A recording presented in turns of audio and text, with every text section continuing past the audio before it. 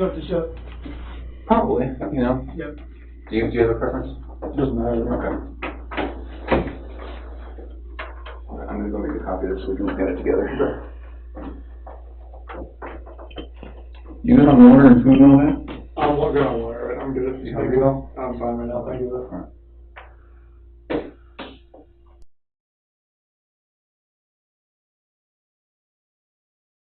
Alright, let's do this. I'm gonna sit next to you so we're looking at it together. So what I want to do is, we have a whole bunch of people coming in, you know, from your neighborhood. Somebody saw something, somebody knows where these kids are. And I keep saying kids, I'm sorry, you kids in your life. And I should say, I work these quite a bit, and so tonight, if I make one of those mistakes when I say kids instead of your wife and kids, I apologize. We work it a lot, and so I apologize if something comes out wrong, or, anyway. So, I know you're going through a lot, so we're not going to keep you here all night. Can we go through this? So, okay, let's see, 148 doorbell detected visitor. What does that mean? So the doorbell has a camera on it when you get up to a certain proximity, and when you ring it, it detects a visitor. Okay. People are already distracting me there. Oh. So in fact, you know, why don't we do this? So I work a lot of stuff like this in bank robberies, and when I talk to, you know, a witness at a bank robbery, sometimes I find it best for them to just say, tell me what happened, get it all out, and then once you get it out, let's go over it, okay? So just get it all out as far as this. Tell me exactly what you remember, and I'll take notes about where we can go. Okay. So this 1:48 a.m. Let me switch chairs. Because when they come knocking, when they come knocking, I gotta use that key. Do you need more water? No, I brought you Gatorade. Oh, thank you. All right. Alright, so 1:48 a.m., doorbell detects a visitor. So when we were over at the neighbor's house, the next day we were looking at his camera as well, and it didn't show anybody walking up to the driveway, which is kind of weird. That's the only reason I put that on there, because it showed Nicole dropping her off, but nobody actually walking up to the house. It was kind of weird, but she was in the house. Okay. So, and what time are we talking? This is still 1:48. Okay. So, 2 a.m., Shannon gets into bed with me. 4 a.m., that's when my alarm goes off for work, and I'm supposed to get dressed, brush my teeth, everything I do upstairs. Okay. 4:15, that's when I get back, slide right into bed next to her, and start having a conversation with her about having the house up for sale, and talking about actually proceeding with the separation. Okay. And obviously it gets pretty emotional, like we're talking about, you know, like we felt the disconnection was there, like falling out of love, and trying to stay together, maybe just for the kids' sake, but we're realizing that doing like our homework, it's not, most of the time that's not gonna work. Yeah. And it gets pretty emotional because we have 2 beautiful kids and we have 1 on the way. So it's just a matter of like, it was very emotional, we were both crying, and at the end, we just said, you know, she said she was gonna take the kids to her friend's house for the day. She would be back. Okay. And I was like, okay, that's fine. And so I went downstairs, made my protein shake. It was 5 a.m. That's when I did that. Packed my lunchbox, had my oatmeal, chicken, filled my water jug up. 5:15, I went outside, backed my truck up, was loaded up. Had my book bag, my lunchbox, computer, water jug, my big clear container. I put big clear containers in my truck so it's easy just to pull out, pull in, just depending on what I'm going to use. My O-ring kit, and I knew I was going to do some stuffing box rubbers that day, so I got some various open wrenches from my toolbox, and I know those would work better than the ones they would give me. Okay. 5:30, that's when I went to work. Okay. And I hadn't heard from Shanann for about 2 hours there, so at 7:40 I texted her and asked her if she could tell me where the kids were, if she took them anywhere. Okay. Nothing. Okay. At 12 I texted her again, call me. Nothing. And then about 12:10 p.m. that's when my doorbell visitor, it read another visitor, and I was like, it popped up on my phone and it said it was Nicole. and I try to put it on my phone to see if like she's just trying to get in or whatnot. And I hear like she's on the phone trying to. I could hear her on through my phone thing. She's trying to get through the Shanann, so that's when I called her. Yeah, I called her at 12:20, see what was going on. She told me that Shanann hadn't responded to any of her calls all day or any of her friends' calls all day. Okay. And that's very strange. Just because, I mean, she doesn't get back to me. That's fine. You know, like she gets busy with kids, whatever. Yeah. So if she doesn't get back to her people, like the people like she works with direct sales. Okay. So if she doesn't get back with them, that's strange. Is she the type to answer the phone? For them, yeah, it's like all the time. Okay. Yeah. For me, it's just like, hey, wait, I'll see you later. So about 12:40, a few more efforts from Nicole to reach her while she's there, like outside the house. Mm-hmm. And at 1 o'clock, that's when I left, and I was like, all right, I'm on my way down there. 2 o'clock when I got home, because they couldn't get in because the front door had a top latch to keep the kids in. Nicole and the police officer that was there. Okay. Oh, right. Okay, gotcha. Yeah. So they couldn't get in because top latch on the front door was hinged, and the keypad on the outside does not work to get in the garage. So they had to wait till I got there so I can get the remote opened. Okay. So that's when I got home. I opened the garage door and we went inside the house and looked everywhere. Shanann, Bella, and Celeste, nowhere to be found. Shannon's wedding ring's on her nightstand, her phone's still on the couch, her purse is still there, medicine for the kids is still there, the car seat is still there, and there's no sign of them anywhere. Okay. 3 o'clock, the police officer, detective, Howard, right? Oh, yes. Okay. I butcher his name every time.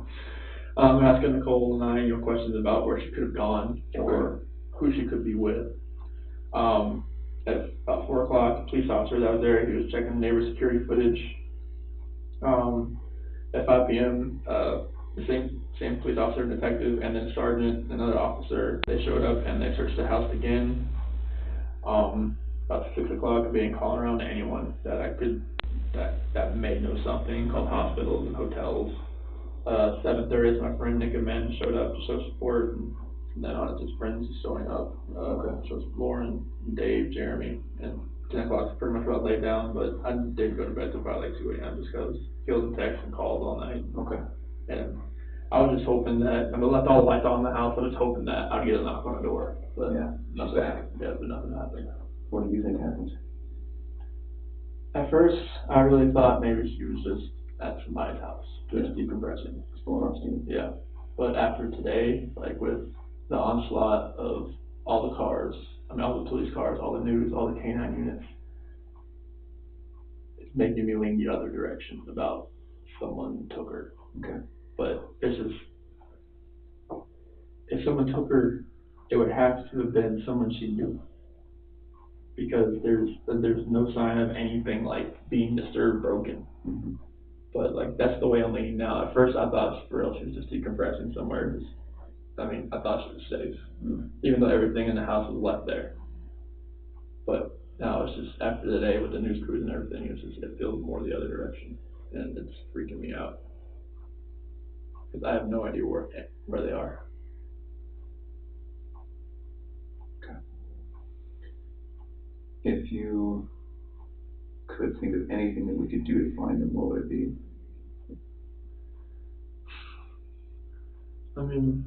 Everything that I've exhausted so far is like people that have car seats, because she left the car seats, and she would never just. Bella could sit in a regular booster chair because she's about that time. Mm-hmm. Celeste isn't quite there yet, but all the people that I know that have cars, they've contacted me. Mm-hmm. Unless it's, there's definitely a chance it's somebody I don't know. Being a guy or a girl, and she has plenty of friends through like direct sales that I've never met that could have a kid that they come and just say, hey, let's go, like just back up in the back, put them in, let's go. But I wouldn't have the name, I wouldn't know who they are. Okay. And this is like that's what's driving me nuts. It's like when I told the news crew, like if she's out there, like just come home. like if someone has her, or like not just has her, but she's at somebody's house and she's just decompressing, it's time to come back because now this is real. Okay. This has gone to a different level. Absolutely. Okay. Do you have an inkling of if it's good or bad? Yesterday, I would have thought that she was safe and it was good that she would come home. Today, it's more on the other side. I don't think that she would let it get this far if she was just decompressing somewhere. I mean, she's not talking to anybody. As far as, I mean, people that have reached out to me that I haven't talked to in like a year that are friends with her. Like one of her like best friends, Mark Judy, lives in Florida. Works in the police department down in Miami. And she called me today. Like that's one of her friends she would confide in. Oh, okay. So and she hasn't heard anything? Nothing. And nobody's heard anything? Her parents, I mean, she doesn't like talking to her mom, but still her mom calls her enough that she would at least answer once. Yeah. And if she's, I mean, I'm married, I know how it is. If she's hacked off at her husband, would she call him off? She would call one of the friends that contacted me. Okay. At least one of them, because she has a close-knit group. Okay. But the fact that none of them know anything is very strange, because one of them would have said something by now, seeing what this is escalated to. Is it possible that her close-knit group isn't close with you and there is somebody who knows where she is right now?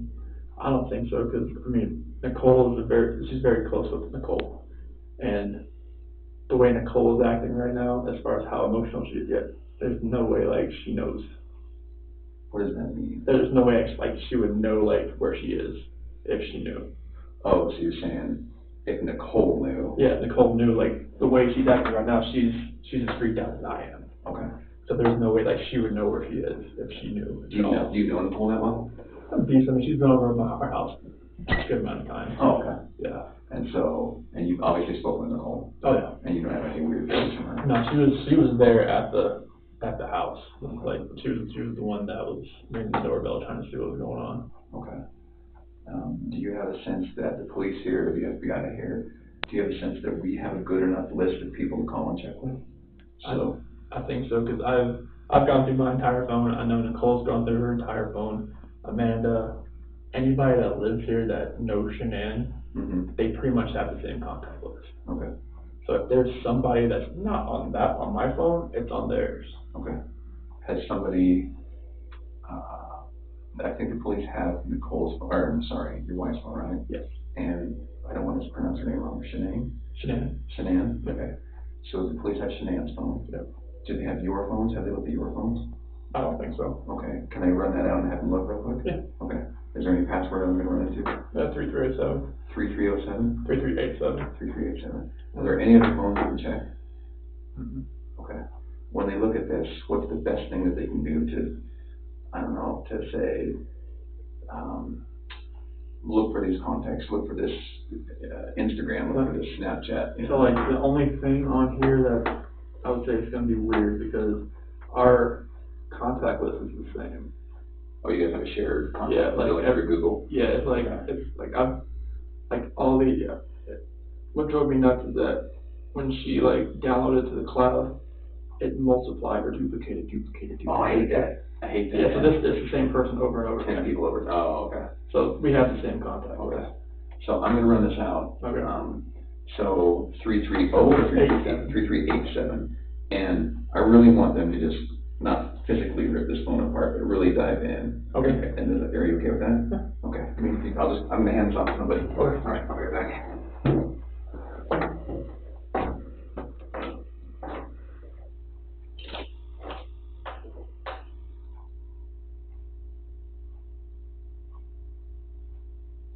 Okay.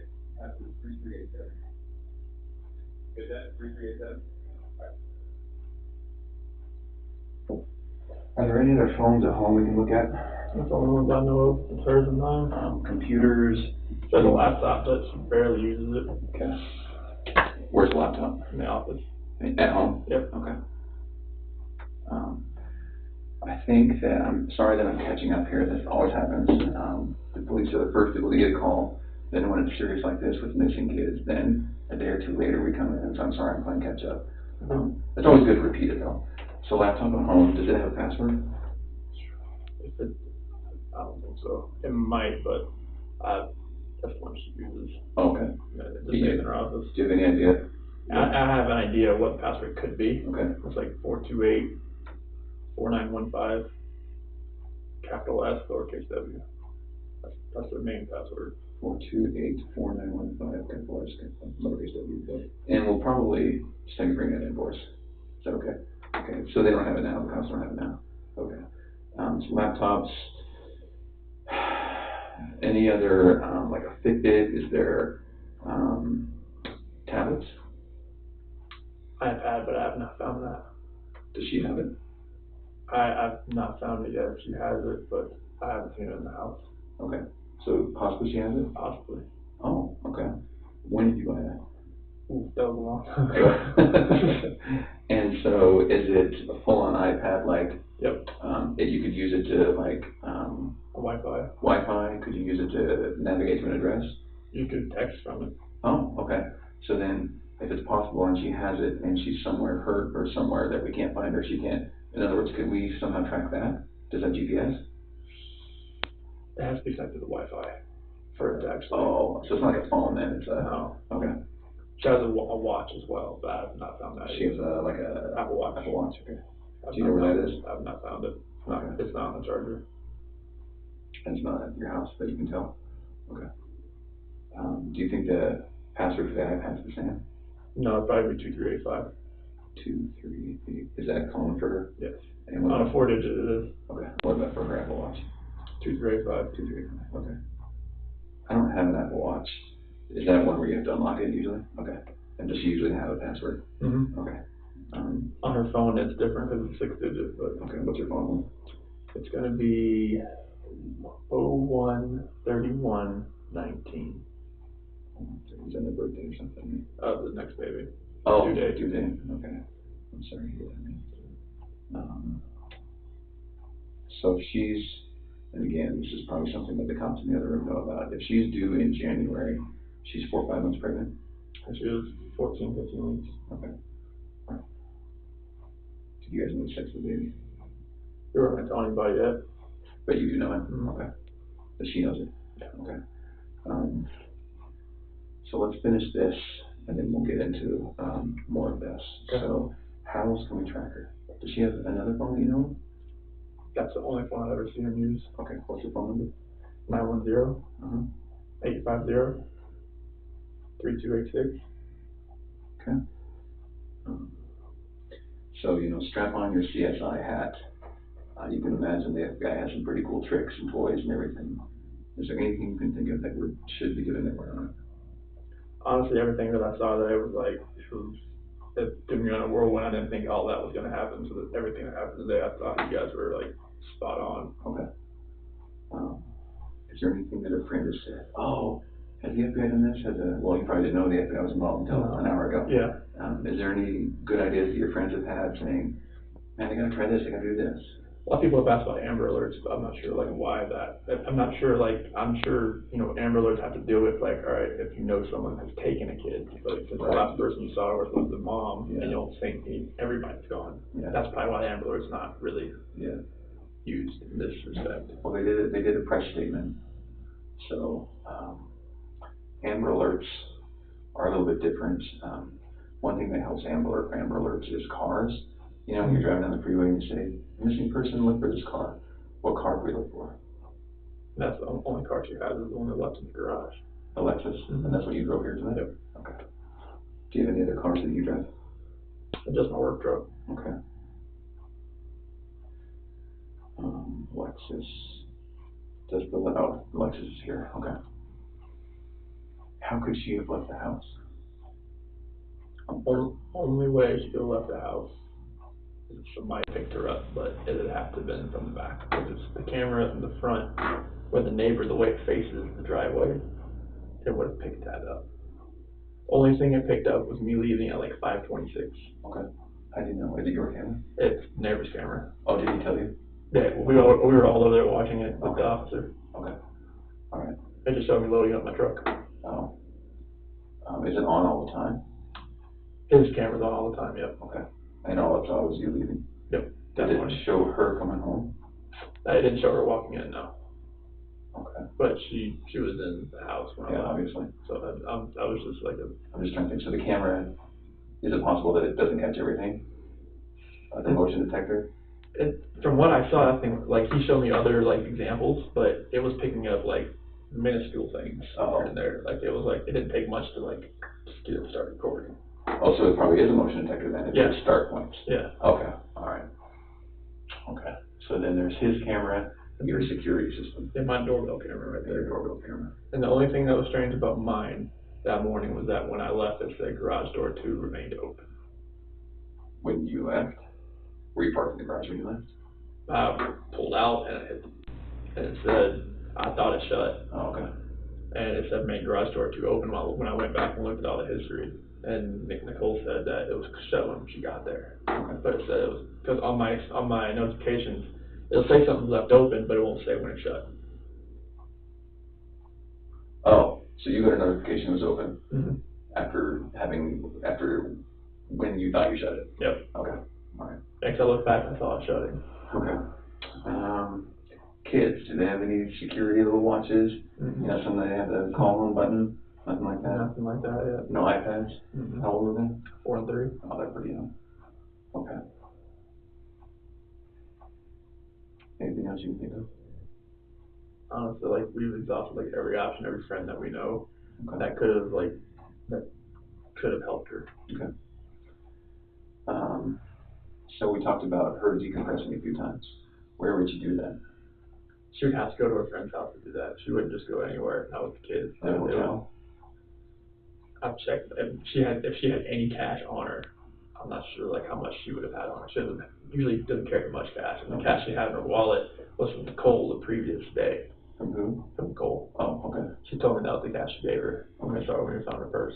For what? No, I'm not sure. She didn't tell me. Okay. But that was the only cash she had in her wallet. And is that still at the house, you said? Yeah. Okay. So is her license in the law? Yeah. So she's got no cash that we know of, no license, no phone. Anything about the clothes in the closet, the hamper, the drawers that makes you think she packed some boots, she's going to the mountains? Like, she has so many clothes in that closet. Like, it'd be hard to really tell if she took a little amount. Okay. If she took a big amount, it'd be pretty obvious, but like a little amount, you would never know. Okay. Alright, she has, like, say, like, that whole wall, and then the bottom, and the other side. Okay. If you take this room, it's about the size of it. A woman with a lot of clothing? You don't say? No. Okay. Shoes, anything about shoes that you think? She has a whole shoe closet. So there's nothing obvious that screams at you, she's preparing for this type of activity? Okay. And the kids' clothes too. It was enough that was there that I saw missing. Okay. So, all right. So I know it's hard to talk about. You mentioned that there was a hard conversation the two of you had about Separation. Your marriage and separation. Now that you've had a little bit of time to think, looking back on that conversation, can you connect the dots between both of you being upset and crying, and here we are, and now she and the kids are gone? What do you think about? I think about, like, did I cause this? Like, did I make her feel like she needed to leave? And, like, did she really feel, like, the things she was saying, did she really feel the same? Did she really feel like, all right, the disconnection? Did she really feel all that, or was she just saying it? Like, maybe, like, us falling out of love, was that really registering her at that point in time, or did it register after I left to go to work? And then she was like, I'm just going to leave. Okay. It's like, I'm not sure, because she laid back down. Okay. She was still there when I left. Okay. But, like, maybe she sat there and thought about it, like, do I really need to stay here right now? Like, if he doesn't love me, maybe I should just go. Can you really get into that conversation with me? And what I want to know is, you obviously have a very deep relationship with her. She's your wife, but it's going to be easy for me to listen to what was said and maybe think that there are some clues about maybe she did just lay down and cry a little bit longer and something happened to her. Or maybe she did get frustrated and she left. So can we recreate that conversation? Mm-hmm. So tell me what happened. So I crawled back to bed. So sorry, let's start from, she gets home late at night. Mm-hmm. Okay, I'll start from that point. Okay. So she got home about 2 a.m. And were you already home? Oh yeah, I was passed out. Okay. Yeah, so like I felt her get into bed. That was about it. About 4 a.m. That's when my alarm. That's when my alarm went off to go to work. Okay. That's when I got ready and everything. So she gets in at 2, alarm goes off at 4. Okay. Mm-hmm. And you were sleeping that whole time? Oh yeah. Okay. So the conversation hadn't started? No. Okay. So about when my alarm goes off, that's when, after I get ready for work, I crawl back in bed and have that conversation. So you wake up at 4. Mm-hmm. At 4, then what until you start the conversation? Get dressed, get my clothes on, brush my teeth, deodorant, all that kind of stuff. Okay. Shower? No. Okay. Shower up. Yeah, night before. Okay. What do you do for a living? I work in the oil and gas. Okay. So then it doesn't matter if you go to work without a shower. Okay. Doesn't really matter. All right. It's gonna be bad anyways. Yeah. So then you wake up, you get ready. I'm sorry I interrupted you. You're fine. So then what time are we talking about when you're ready to talk with her? About 4:15 or so. Okay. And so she was asleep from the time she got up from 2 to 4, Mm-hmm. or 4:15. You wake up at 4:15, you're ready. Okay, and at 4:15, you start talking. Mm-hmm. Why do you talk at 4:15 in the morning? I felt like I needed to talk to her face to face because like I wanted to say something. I like when she was in Arizona, like I didn't want to do it through a text. I didn't want to do it through a call. I was like, I got back in bed. I was like, I needed to talk to her about this because she had told me like when she was gonna fly back that she wanted to get up with me so she could take a shower because she wanted to get there without me. What do you mean when she got back? When she flew back in. From Phoenix? Yeah. Okay. So she told you, let's have a talk? No, she wanted to get up with me so she could take a shower at the airport off her because she was her flight was delayed. Oh, okay. Her flight was supposed to get in 11, but it didn't leave till 11. Okay. And so did she call you or did she text you? I think there was a call. Okay. On that one. All right. And so at 4:15, what happens? That's when I crawled back in bed and I woke her up. Okay. And then I proceeded to talk to her about how I was feeling, about how I felt like what's been going on with us the last, what she's seen like the last 6 weeks, because she was in North Carolina and I was down there just the last week. But from just being apart and just like figuring out who people are. Like honestly, the best way for people to really find out who they are is to spend time apart. I agree. And just kind of just like, you need to see yourself. Well, and then on the last week, that's when I went back to North Carolina, and I was there for the last week there. Okay. And when we were together, we could feel like it wasn't there, that spark. Mm-hmm. And that's kind of cliche, but that spark wasn't there anymore. Mm-hmm. And on that night, I woke that morning, early that morning, I told her like the disconnection it's there, like it's not going away. Like the connection we had in the beginning, mm-hmm. It's not there anymore. Like I don't feel like the love we have is there anymore. Okay. And it's just like I don't feel like. I mean, if we want to stay together for the kids, I'm not sure if that's going to work. Mm-hmm. Like bring another. That's what you told him. Yes. Okay. Like having another baby, bring us into this relationship. Do you think this is going to work with us being together, or separation? I think is going to be the best possible route for us. And that's when like all the crying and everything proceeded. And it was very hard just to talk about that. Mm-hmm. But I needed to do it face to face. Okay. And I needed to see her face like while I did it. I couldn't text, phone, whatever. I needed to be face to face and be able to see her and know that she was going to be at least reciprocating back to me. Oh, what did she say? She said that she wanted to kind of work on it, mm-hmm. But if that's the way I was feeling, then she respects that. Okay.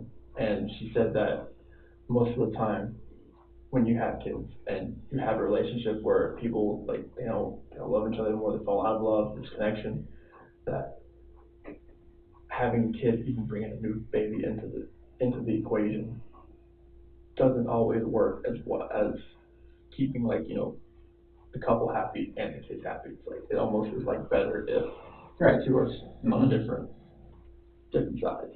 Yeah, you don't want to spend your whole marriage just liking each other and faking it for the kids. Yes, and that's one thing. Okay. And is that accurate? I don't want that's totally accurate. Okay. I mean, you don't want to be the people parading around with like a mask on when the kids are around, and then when the kids go to sleep, you just go your separate ways. Okay. Like, that's what I don't want. Okay. And that's why we're talking about that separation that night. Okay. And that's why I got so emotional right there. Okay. Emotional for you too? Oh yeah, I was bawling my eyes out. Yeah. So then, as a result, how long did that conversation last?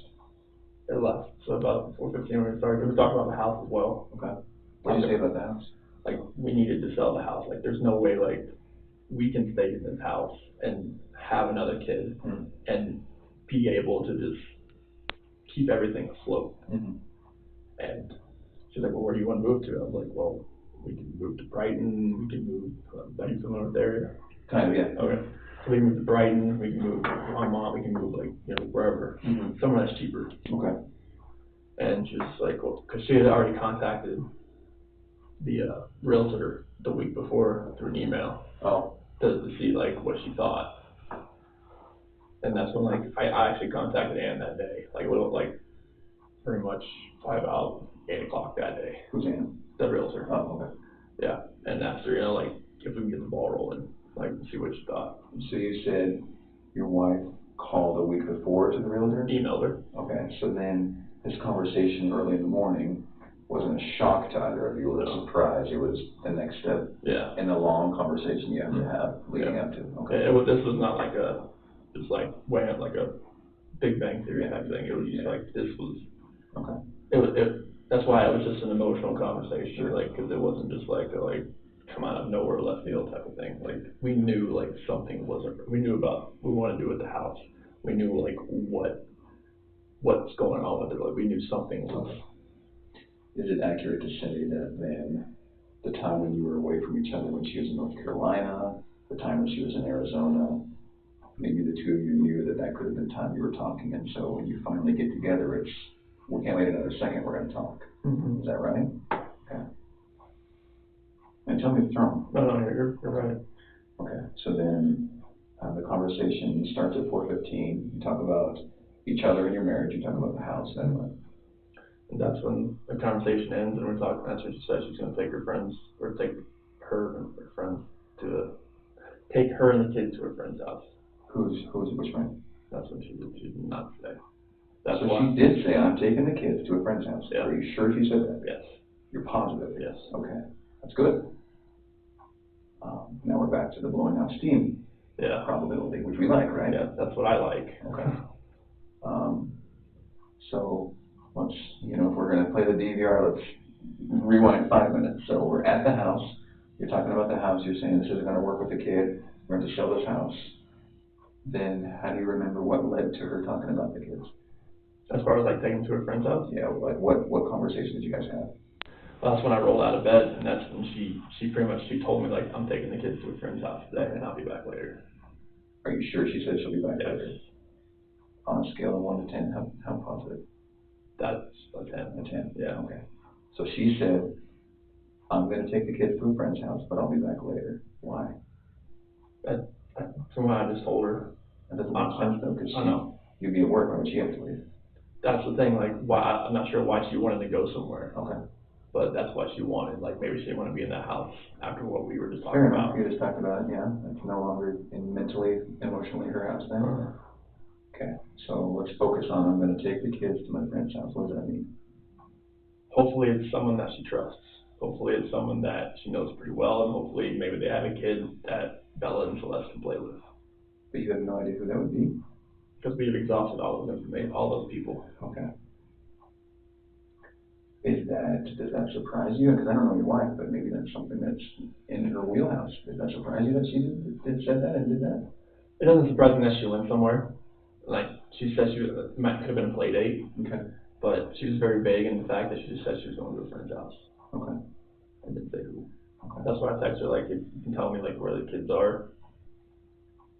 What time did you text her? That was 7:40. Okay. And no word from her, obviously. No. Okay. So then we're at I'm gonna take the kids, I'm gonna go to a friend's house. You sure she didn't say I'm gonna take them somewhere to a hotel or to a? Oh, there was no. Positive she said to a friend's house. And not just someone's house, but a friend's house. Yeah, because, like, if it was a hotel, I would have definitely asked the question, like, why are you going to a hotel? Yeah. Okay. That wouldn't, yeah. Where can we look to find friends that you might not know about? Honestly, Facebook's the only place. Facebook? Because that's the one she frequents. Okay. That's the only place. What's her Facebook account? Or her username? It's a Shenandoah. Just regular Shenandoah? Well, they have access on her phone. SHANANN. ANN. And so I think they can log into the phone, right? I think they're in her phone, right? Oh yeah, they just gotta hit the icon and it's right there. So it's right there, they can They can do whatever they want. And they can, okay. All right. Yeah, it doesn't take much, it's always logged in. Okay.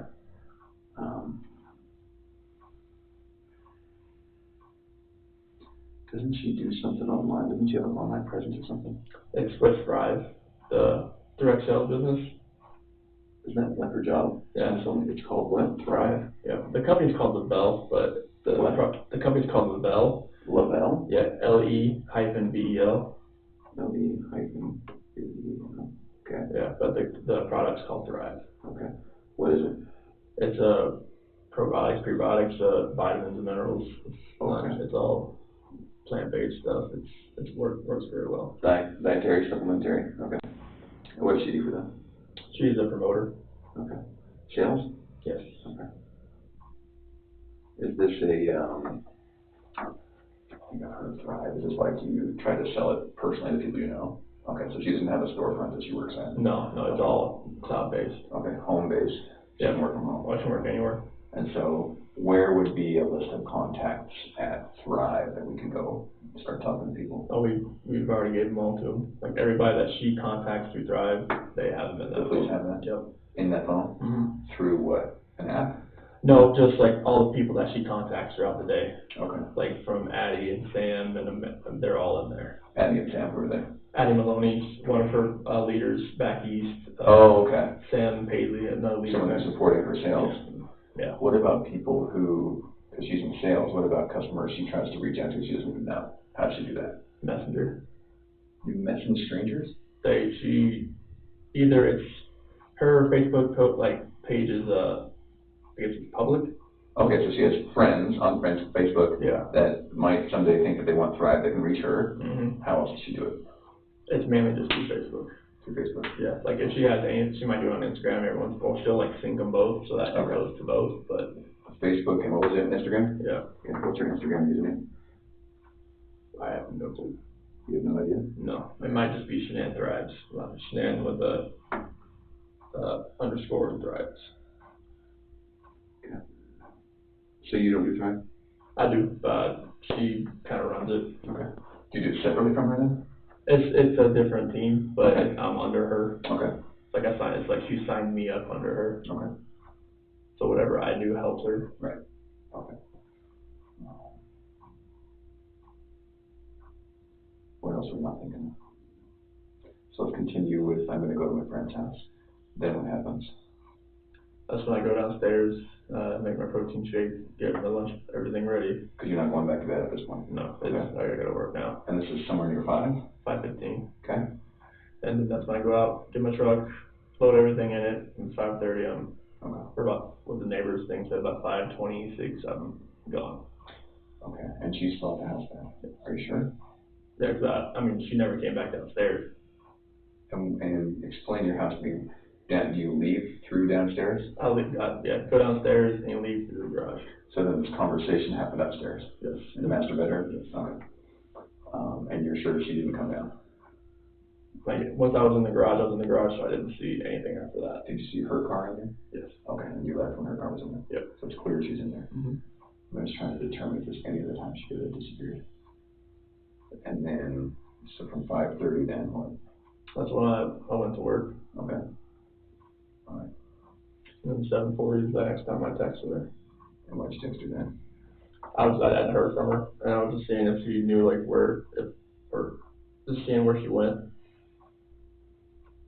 Texted Shanann, right? Yep. Shanann? Yeah. And asked if she could tell me where she was taking the kids. Oh, okay. So at this point, it's 2 hours later, and you're thinking, I wonder where she's going. Yeah. Okay.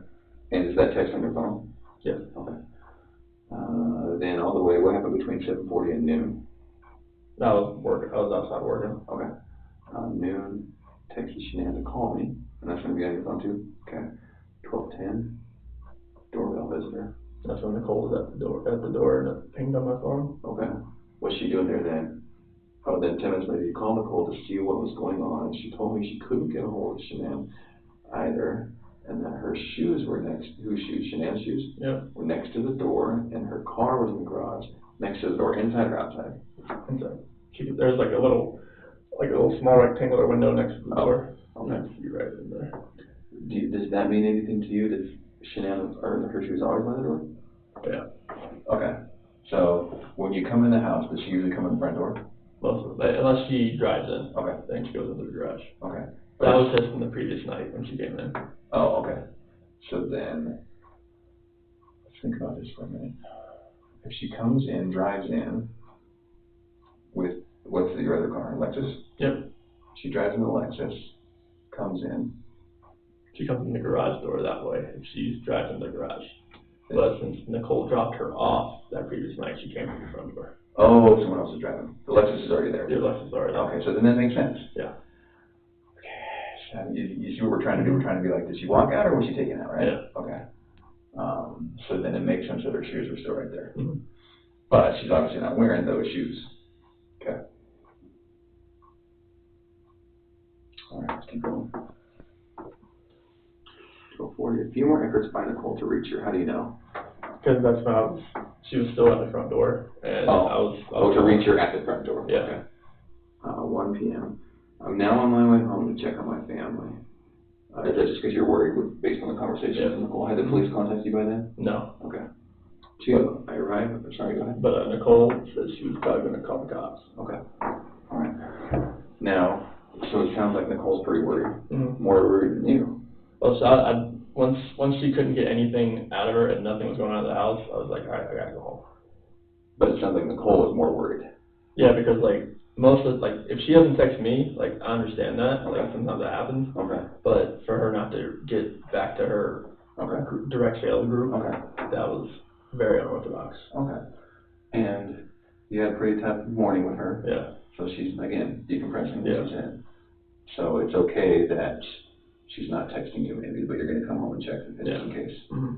But Nicole's freaking out. Mm-hmm. Is that right? Yeah. And I'm walking myself through this. You tell me, no, that's not what happened. No, I mean, like, she like, for her not to get back to her friends like that, like, that's not normal, because, like, she'll get, like, tons of text messages throughout the day from direct sales.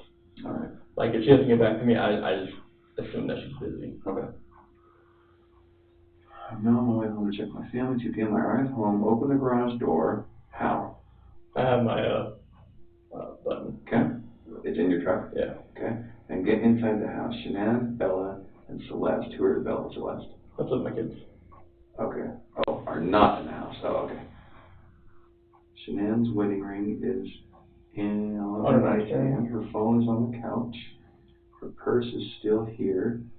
The medicine for the kids is still here. The car with the car seats are still here. There is no sign of them anywhere. Frederick police officer and detectives are asking Nicole and I questions about where she could have gone or who she could be with. How did that go? I mean, we tried to go through from what we could gather, like where she could have gone. Okay. As far as like what we saw in the house, it didn't really make sense. Okay. So that's when we're just like starting to look through the phone and just kind of call around. Once we found the phone and Nicole knew what the passcode was, just kind of load it up and see what transpired. And obviously there was like 50 something text messages that like popped through. Okay. All right. Because the phone was off. Okay. What do you mean the phone was off? It was off. When you found it was off? Off. Was the battery dead? No. Why are you making that? I have no clue. Like, why was it off and why was it not with her?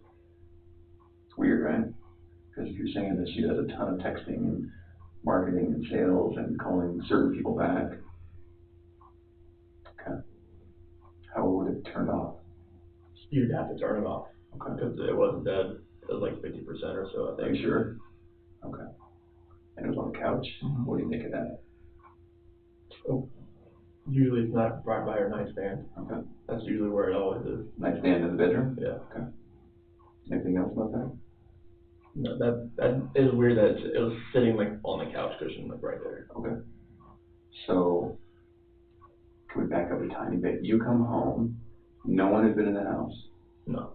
Okay. No one could get in the house, is that right? Yeah, unless you had a garage door. Okay. And that's how you got in? So I got in. So at this point, you get there. Are the police there at this point? Yes. So you, the police, Nicole, that's it. Her son. Her son, what's her son's name?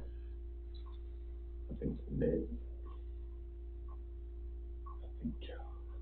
I think his name's Nick. Nick. And so you and Nicole aren't besties per se. You and Nicole. Oh no, like we're friends, but yeah, my wife and her are really good friends. Okay. And so Nick, you don't spend much time with Nick? No. Okay. Why is Nick there?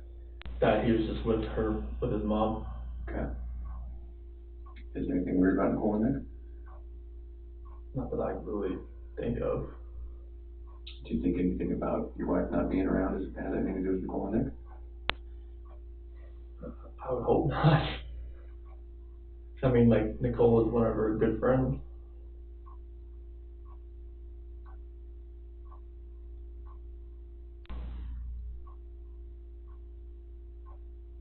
Okay.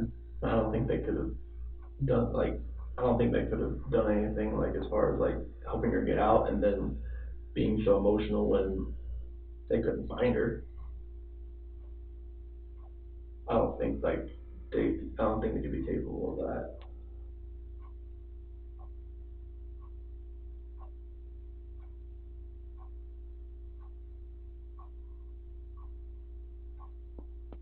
Okay.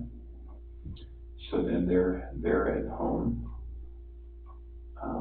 Police officers there. Mm-hmm. Then walk me through that. So as we go through the house, Do you immediately go through the house? I open the garage door and I just go into the house.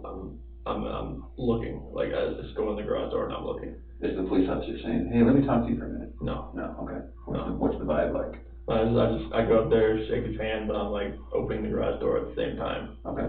And then I go through, and then they're waiting at the front door. I go in, open that up, and then they come in. Oh, so they didn't go in the garage door with you? Okay. Well, they went in the garage. They didn't come in the way I did. All right. So then everybody goes in. Okay. And then what? I run upstairs and I look in the bedrooms. Okay. And because that's where she would be? That's where I would expect. So is this a standard house? Upstairs bedrooms, downstairs living area? Yep. Okay. And there's one office downstairs. Okay. And then upstairs, then what? I'm going to Bella's room, going to Celeste's room, playroom, master bedroom. I'm looking everywhere, like bathrooms, and nothing. Okay. And then? Like, found the wedding ring right there on the nightstand, and then. Right then? Yeah. Okay. Is that weird? She only takes it off and she covers her hair. Okay. And she'd already covered her hair like the week before, so. Okay. That was just like probably a result of her conversation. Oh. I would think. Okay. And then Nick finds her phone on the couch. And why did he find her phone on the couch? What's he looking for there? I don't know, he was looking. For clues? Clues, just looking around too, and just happened just like to run across it right there on the couch next to the cushion. So he found it, it's not as though you were calling it to find it, he just found it? Yeah. Okay. Then what? Saw Nick, he puts the passcode in, because it was a 4-digit passcode before, and it was a 6-digit this time, so now like 013119. Yeah. She knew her friend's passcode? Yeah, I didn't, because it used to be 2385, but when she changed it to 6. Why did Nikki know it? Maybe she knew it over the weekend, because I'd never seen a 6-digit passcode on her phone. Is that normal to you that Nicole might share her passcode with somebody? I wouldn't think so. Do you know her to have done that before? No, because she's only told me her passcode before. Like her phone's her lifeline. So. Okay. Are she close with Nicole? she's, decently close. How long have they known each other? Probably at least over a year. How did they meet? When Shanann's mom lived here, Shanann's mom worked at she's a hairdresser, and Nikki was like one of the managers. Oh. Nicole, sorry. Okay. And then did Shanann get her hair done there or something by Nikki? No. Okay. Just Shannon's mom and Nicole were friends, and then Shannon got Nicole into the Thrive, and okay. Went from there. All right. So now we're at finding the phone, Nicole unlocking the phone, then what? Waiting for everything to load up and watching all the text messages pop up, phone calls, missed calls pop up, and go from there. And what were they? It was just people asking like, "Are you okay? Where are you?" type things. Okay. All right. Okay, then what? The police officer, he looks at the phone, looks through it just to see like if anything looks, of any of the text messages. Mm-hmm. And then I walk downstairs and I'm looking around down there, seeing if I see anything at all. Okay. Nothing out of the ordinary. Okay. And then I think that was at 4:00. That's when because the officer went over to the neighbor's house to see if he saw anything. And whose idea was that? I think it was the officer, because Okay. he just went over there. And then that's when the neighbor called him back over to show him he had some stuff from the other night. Okay. Just show him like whatever he had, and that put motion on it. Okay. Who originally called the police? Nicole. Okay. And is that the time when you're telling me you're coming home and she's freaking out? She said that. She told me she was going to call the police, but I thought, okay, I'm coming home. It's like, let me look through everything. Let's see what's going on here. And on my way home, that's when she called me and said the cops are here. Okay. All right. Okay. Frederick police officer and detectives are asking Nicole and I questions about where she could have gone or who she could go. 4 p.m. Police check neighbor security footage and question them as well. Okay. Have we talked about that? Is that where we're okay? That's where we're at. Anything else about that? No, it just shows Nicole dropping her off, but her not walking up, and it shows me loading my truck up at the time I told you I left. Okay. Officer, detective, and sergeant come by to search the house and ask some more questions. How'd that go? They just had me sign the paperwork to search the house. Okay. And I just waited outside and let them go through the house. There's a missing persons warrant, I guess. Sure. Okay. And did they find any other clues? Okay. Begin calling around to anyone I know that could know something or maybe see Shanann. Calling locals, hospitals, and hospitals as well. 7:30 p.m. Friends, Nick and Amanda come by to show support. Okay, so that became good. So 6 p.m. Begin calling around to anyone I know that could know something or maybe seen Shanann. What happened there? Same thing, like everybody that I've talked to, it's like they haven't heard from her, they haven't seen her, nothing. What's up? Who's helping you make these calls? That's just me. Just at this point. Were you by yourself? I was by myself. I'm sure Nicole and other people were doing that while they were gone. Okay. Because they were gone at this point. Where did Nicole go? Back to her house. Back to her house. She was there when they came back to search the house. Nicole was? She was parked outside. When is this? 5 o'clock? Yeah, she was parked outside. Did she come in and help them? No. Why not? Well, because they told me to wait outside. Oh, okay. Fair enough. Is there any weapons in your house? No. Okay. If we wanted to bring a lot more people with a lot more tools and tricks to your house, could we do that tonight? It's up to you. Okay. I was going to stay at a friend's house. I was on my way over there tonight, but that's up to you. You're going to stay at a friend's house? I was. Okay. If we were to get into your house without you there, how would we do it? Punch the passcode in the front, 2385. Okay. And that's the garage passcode? No, that's the front door. And I thought you were going to latch or something preventing you from getting in. I know, but if you don't latch it, it's... I just don't latch now? Yeah. Okay. We might think about that. I think it's a good idea. All right. What do you think? I was just going to go to her friend's house because I couldn't stay there last night. I couldn't sleep there. What friend's house? Nick and Amanda. Oh, is that her friends or your friends? They're both of our friends. Okay. I run with Nick. Okay. And when you say hers, is that your wife or is that Nicole's? My wife. Your wife's. Shenan's friends. Yeah. Okay. Nick and Amanda. I think they're waiting outside right now, actually. Oh, are they? Were they the ones I saw on TV? More than likely. Okay. One bald guy. Young kid with the brim ball cap? Yeah. Colorado or something, Yep. maybe? That was Nick. That was Nick? Okay. I thought Nick was, no, wait, Nicole's, what's Nicole's son? Nick. So there's two Nicks now? Yeah. Okay, so Nicole's son is Nick. Yeah. And your friend is Amanda. Amanda and Nick. Yeah. Are they married? Yes. Oh, okay. Okay. Okay, I should say like a Nick and Amanda Thayer. Put it that way. Oh, okay. Oh, I know the Thayer name. They showed up at the house or somewhere, right? Yep. Okay, all right, good friends. Mm-hmm. And no reason to worry about that. No. How do you and Shanann know that? Amanda through Thrive, or actually Amanda was at Primrose at where the kids went to school. Okay. She used to be director there. Oh. And once she left as a director position, when she left to go to a different school, that's when Shanann got her on Thrive and became friends, and me and Nick started running. And okay, that's all right. Friends maybe not commercial sport. Friend, is that Lauren Arnold? Yep. Who's that? Shanann's high school friend. Okay. Was that her? And how'd you find out about all this? Facebook. And so did you ask them who and where Shanann might be? Oh yeah, like Shanann, Lauren and Shanann were actually supposed to meet up that day. To do what? Meet up at the house for this pregnancy pal thing. At your house? Mm-hmm. What time? Don't know. Was there any communication about that? Not to me. How do you know?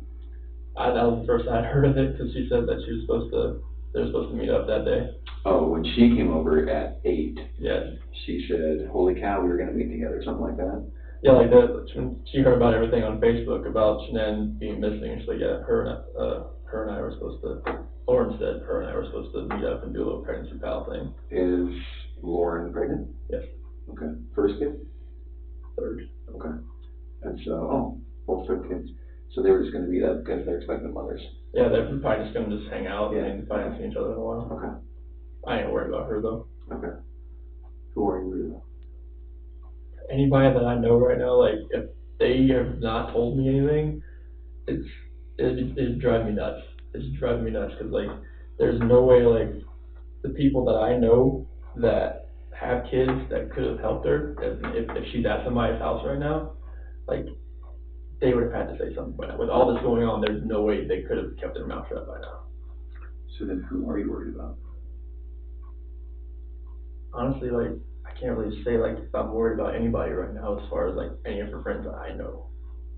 Okay. All of them are showing, like their deep concern about what's going on right now. Okay. And I think, like, with that deep concern, that can't be faked. Okay. So then, who are you worried about? It has to be somebody I don't know, honestly. Okay. The only thing that I can think of is somebody I don't know. Okay. Does your gut tell you that Shanann and the kids walked out, or that they were taken out? Yesterday I would have said they walked out. Today I would have said I'm leaning the other direction. Okay. Friends Dave Cologne and Jeremy Lindstrom come by to show support. Who are they? Dave Cologne, when I worked for Ford, he ran an auto body shop. He actually works for Boulder County Sheriff's Department now. Oh, okay. And Jeremy Lindstrom, he worked in the sales department at Ford when I was a tech, and he works at a Ford dealership now. Okay. And Jeremy's the daughter just watched the kids over this past weekend too, so we know them pretty well. Oh, what's his daughter's name? McKenna. Okay. Was she the one watching the kids the night before? Mm-hmm. Okay, I saw her name in a report or something.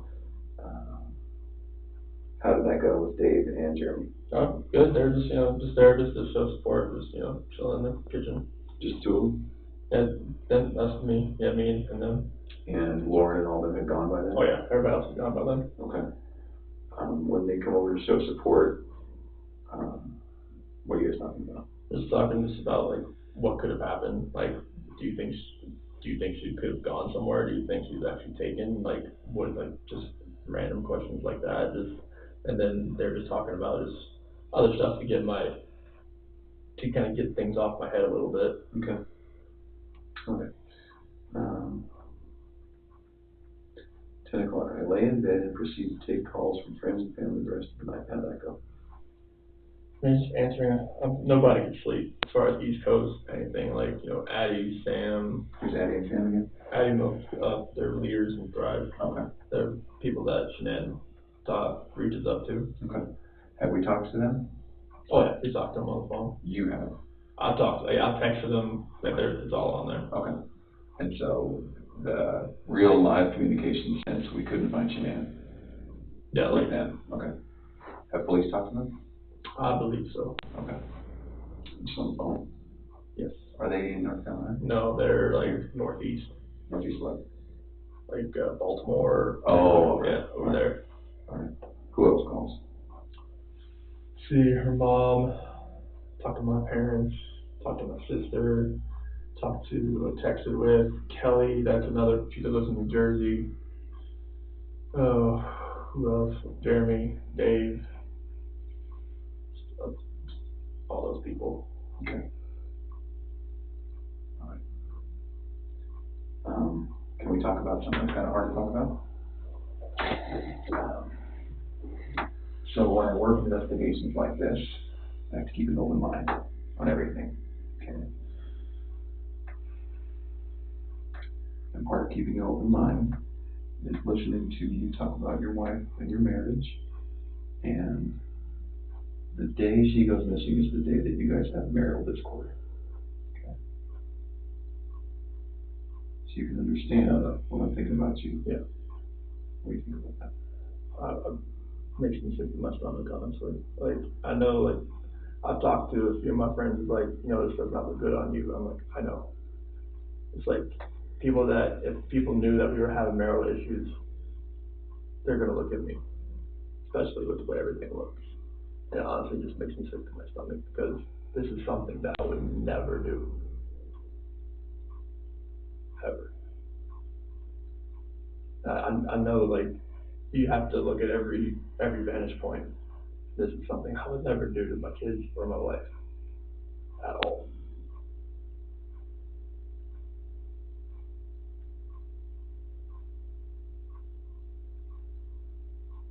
I'm not sure, like, what I could do, like, to make people believe that, just because if they knew we were having marital discord, they would automatically look at me. But there's no, I would harm anybody in my family at all.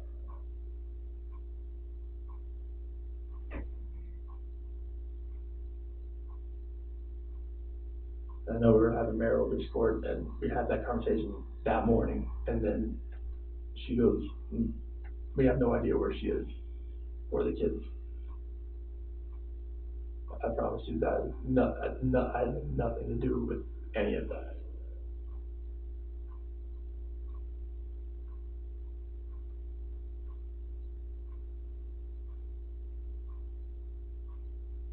Are you telling me the truth? Absolutely. Why should I believe you? Because I'm a very trustworthy person, and the people that do know me, they know how I am a calm person. I am not an argumentative person. I am a person who is never going to be abusive or physical in any kind of relationship. I would never harm my kids. I would never harm my wife. I mean, you can talk to any of my friends, any of her friends. They know me. They know I'm a low-key guy that's quiet. So I'm not about confrontation. I'm not about anything that elevates to that level. I mean, like, if someone yells at me, screams at me, I just take it, and I just try to get it by the wayside and get it back to where it's just a cool conversation, to where, like, none of that gets to that height. Because I am not that person. I've never been that person.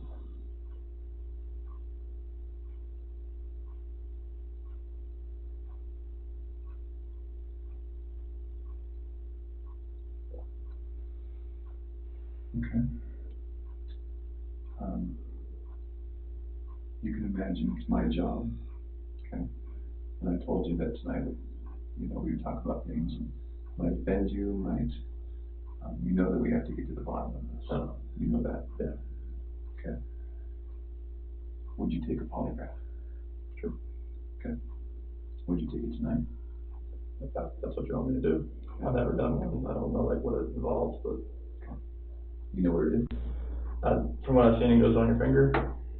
You know what the purpose of one is? That's for a lie detector test. Okay. All right. Well, why don't we do this? Let's take a little break. I'm going to come back in here because I have a lot more questions for you. Okay. I want to remind you that tonight is voluntary. Okay. I can't keep you in here. I won't keep you in here. If you want to get right up and walk out of here, you can do that. Okay. All right. Do you want to keep talking? I mean, I can. Okay. I mean, if that's what you want, I can keep talking. Okay. And you understand that I'm not arresting you right now. You understand that you can walk out of here at any time. Sure. Okay. Having said that, I do want to talk to you. I have a lot more questions for you. Okay. Okay.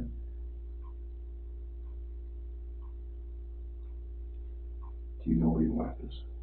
No, Are you telling the truth? I'm telling you the absolute truth. Okay. Let's take a tiny break. Get some water. Do you need to use the restroom? No. Okay. There's some water or Gatorade actually if you need it.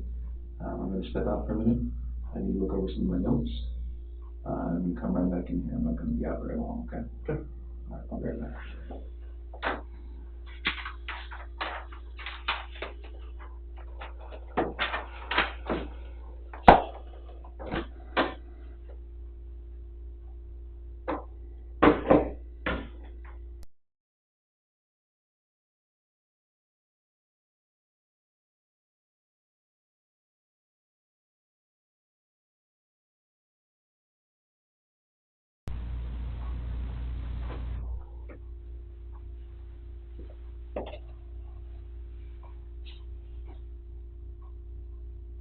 We'll have everyone else. I'm just going to keep this room for a little bit longer.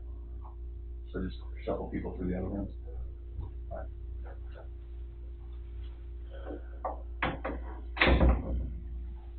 How you feeling? Looking at that picture,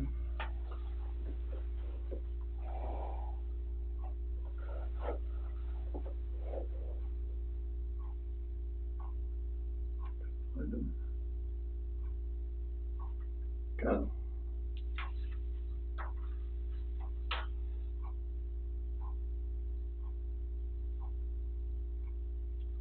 Those shoes, even though they were winter shoes. They were what? Winter shoes. Those are her boots, aren't they? Shanann's gonna sell them off to like that Facebook marketplace. She had them on the windowsill there. And when we got back from North Carolina, she saw them sitting over there.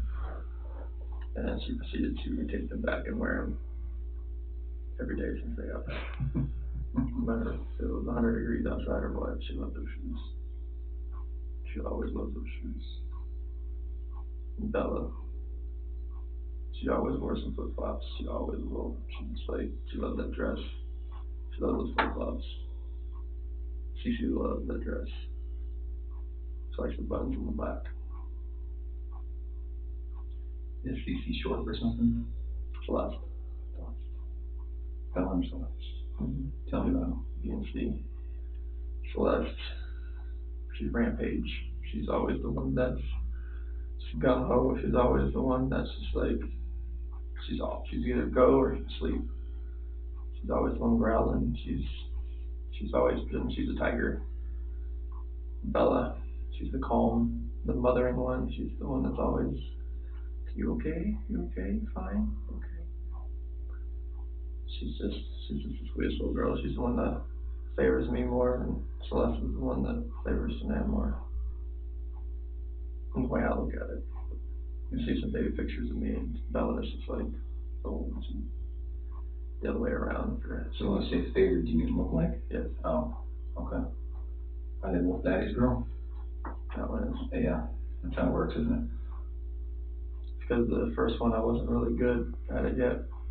Second one I knew what I was doing, and she bonded with me right from the start. Yeah.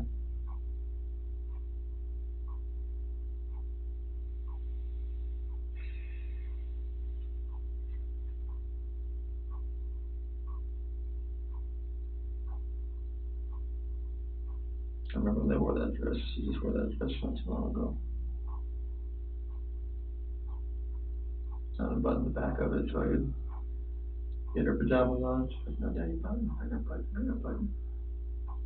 I'm not in love with those spaghetti strap dresses. She likes long dresses. She was a girly girl. Always. She is just like, I always like tried to put her in a Supergirl t-shirt and she loved it. Every time.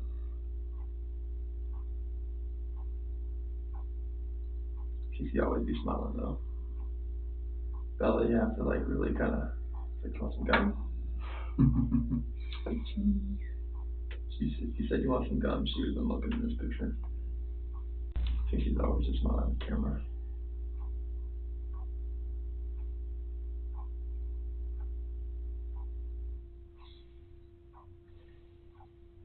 I gotta find them, right? I need your help.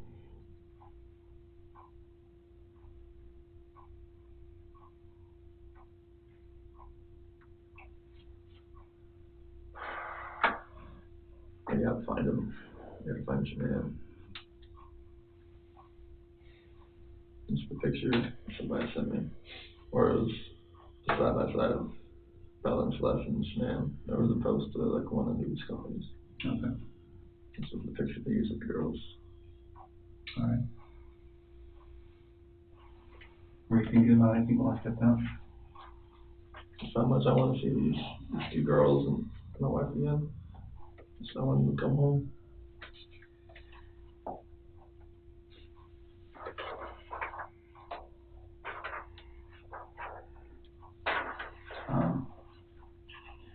I mentioned that when children go missing in the FBI, it's a lot like you see in the movies. Okay. We like to get every single one of our recent resources. We like to call every agent and wake them up out of bed, call them back from vacation. We just really like to put a full force in. Mm-hmm. Is that something that you're comfortable supporting? Yeah. Okay. That means that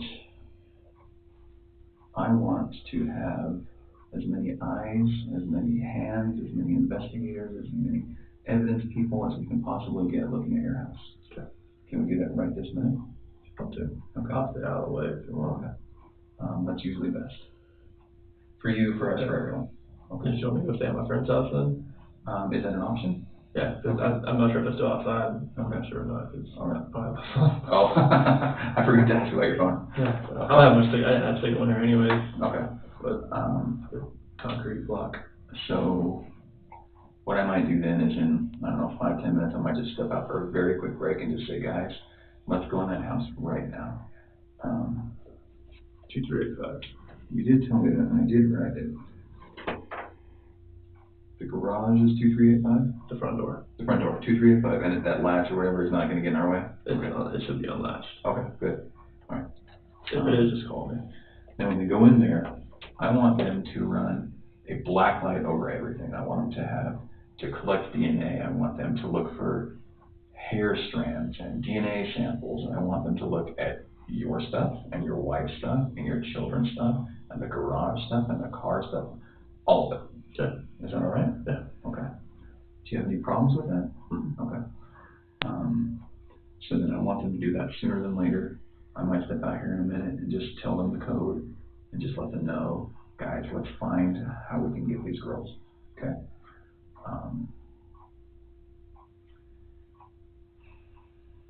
Can we keep talking about some complicated things? Sure. Some things that are going to make you uncomfortable? Yeah, that's fine. Okay. And I think you know why I have to ask them. Okay. And Hard job. it's a hard job. It is a hard job. And I'm going to ask you one thing, and you're going to give me an answer, and I'm going to ask it just a slight bit different, and you're going to give me an answer, and in about 10 iterations of this, you might get annoyed, but I do have to make sure that we understand each other. Okay, is that all right? Yeah. Okay. So we have your daughters who are missing, we have your wife who's missing, okay? And that's the most important thing right now, okay? Do you agree with that? Yes. Okay. So you've you've done very good in talking to me about this really hard conversation you guys had, okay? Very good. That's sometimes hard. And I understand why sometimes someone in your position says, doesn't want to tell me about that. Because please go help me find my kids, and you don't need to know about my marriage argument, okay? So I got to say, you've done very good at that, and I need you to keep doing that. So I need to ask you about your marriage and infidelity. Okay. Okay, tell me about it. Now, I have never cheated on my wife, Okay. and I fully suspect she has never done that to me. Oh, okay. Like, she's always been a trustworthy person. I've always been a trustworthy person. I fully expect if we ever thought about straying another way, that we would tell each other before it happened. I think that sounds ridiculous. Okay. Because in the history of the earth, nobody ever does that. Okay. I just, that's what I would like to think. Okay. I mean, I know mistakes happen. Like, Sure. You know. Yeah. But that's what in my head, that's what I would think would happen. I would hope would happen. Okay. But now, even though I think that sounds ridiculous, if I was in your shoes, I'd say the exact same thing. And I believe that. Okay. But I kind of don't. And you can imagine in my job, I meet all kinds of people. Mm-hmm. And you can imagine that there are people who have Saturdays with their girlfriends and Sundays with their wives. Okay. Right? And they consider themselves to be very virtuous people. Okay. So, with that in mind, I don't care if there's been anything in your relationship. I just don't. And I'm not going to tell the news, and I'm not going to tell anyone, but I do need to know. So, is there anyone that you think that maybe your wife got close with? If she did, it was very secretive then if that was the case, because I had no inkling at all. No, okay. It wasn't even a suspicion. Okay, not one guy or girl.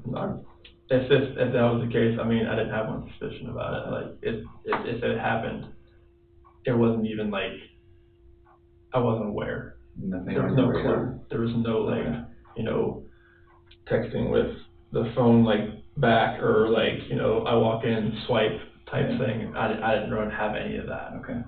No perfume when she's going out with the girls.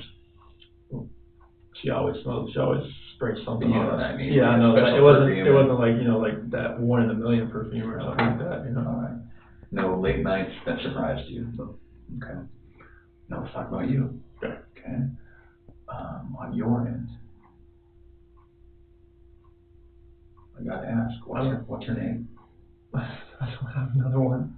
You sure? I'm sure. Okay. Would you tell me if you did? Yes. Okay. So, again, highly trained investigator over here, right? I see pictures of you from a few years ago, and I see you standing before me now. Okay. You've gotten pretty fit. Okay. You can imagine when guys start cheating or want to cheat, that's what happens. Yes. So tell me about it. I did not cheat on my wife. Okay. Now Thrive helped me. I went from 245 pounds to about... You were 245? 245 pounds. And you look great, man. Thank you. And I'm 185, 180 right now. And I've been eating cleaner, just trying to, the last little bit. Thrive has helped me a lot, but to maintain it and try to eat cleaner has really helped me as well. Okay. And I've got to imagine that maybe there was a girl that inspired it? No. No? No. Okay. Why are you falling out of love? After the last 5 weeks, being by myself and being able to be myself again. I couldn't be myself around Jeanette anymore. Why not? It was like I was walking just walk on eggshells type thing. It's kind of you feel like you're always doing something that's wrong. It's like you feel like you're never does that make sense at all? The timing doesn't make sense to me. Okay. But it's if you can't be yourself around your wife, who can you be yourself around? Why couldn't you be yourself around your wife?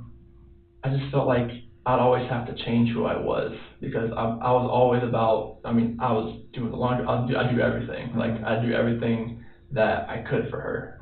Everything. And then the last 5 weeks I was just being myself, just doing me, and I just thought to myself one of my buddies, Mark, he lives out in San Diego, it was like one big test that he learned, like he was divorced at one point, and he was like, so if you could picture yourself, like if you could picture your wife and she was with someone else, would you get jealous? I was like, at this point I have to say no. And he was like, well, there's your answer. Like, if you love her, it would be a different answer. When did you start pulling out? It wasn't in the last 5 weeks. It's been an ongoing process for probably about a year. Why? I just felt like everything that we had when we first started dating and met, like we met in 2010, everything, you know, your new relationship, spark, everything's hot and heavy, everything's great. Get married, everything's still great. And then, like, you know, people just fall out of love. And that's where I was. Like, I just felt like over the last year, I thought that, like, okay, maybe this is just like a phase. Maybe this, you know, like, this, you know, this is what happens. Like, you've been with somebody so long. Maybe, like, you know, the spark isn't there, just reignited somehow, some way. But, you know, our conversations weren't the same. Like, when we were apart, like, everything was just, like, you know, short, and it was just, like, nothing felt right anymore. The disconnection was there, and it just never felt right anymore. But why? It wasn't there. Like, I just didn't feel it. Like, it was like I didn't have that passion anymore. Why not? I really couldn't. I can't tell you. Like, the passion, I didn't feel it in my heart anymore. Like, I really can't, like, just give you a definitive answer other than that.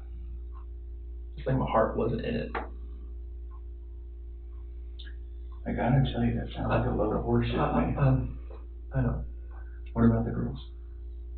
Bella and Celeste are the light of my life. I'd do anything for those girls. I'd step in front of a bullet in front of a train for those girls.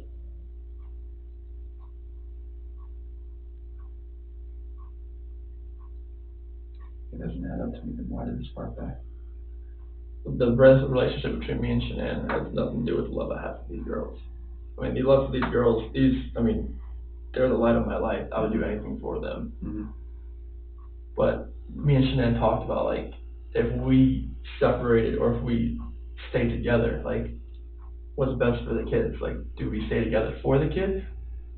That, you look it up, it doesn't work that way. Like, it might cause more issues for the kids later on down the road with their psyche or personality or something. They know when they get older, they see, like, oh, mom and dad don't sleep in the same room anymore, like, what's going on, type thing. Okay.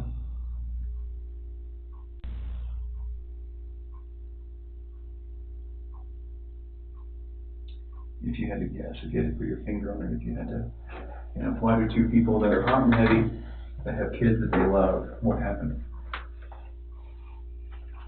I mean, you can't take the kids into the factor because, like, when the love you have for your kids is gonna be, like, exponential. I mean, it'll no matter what, that will never die. Mm-hmm. Because those are your kids. Mm-hmm. That'll never die.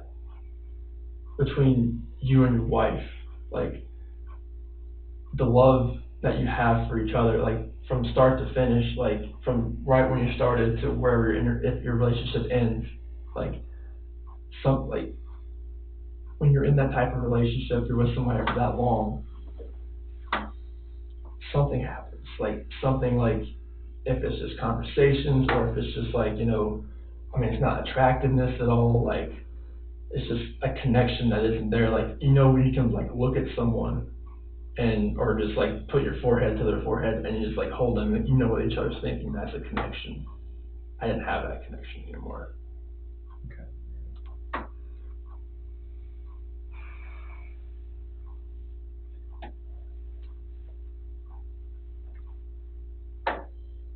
What do I do to help you walk out of this room and not look like the person who's responsible? You have to trust me that when I tell you that these two beautiful girls right here, I did nothing to them, and to my beautiful wife, I did nothing to her. Like, you have to trust me and believe me. Like, I know you don't know me as a person. You've known me for, like, 2.5, 3 hours. Mm-hmm. And I don't know what your opinion is, but you have to realize that these two beautiful girls right here and my wife, I had nothing to do with the disappearance. Like, they vanished, they were taken someone has taken them, they're safe somewhere, we don't know. I had nothing to do with this act of like evil cruelty, whatever has happened here. Because my love for these two girls and my wife, like, I don't want anything to happen to them. I've never wanted anything to happen to them. No matter if me and my wife separate or not, or divorce or anything, I never wish harm on anybody, on a human being in general. Okay. Like, just seeing that picture, like, I need them, I want them just to run through that front door and just grab me, or just just tackle me, knock me to the floor, bust my head, I don't care.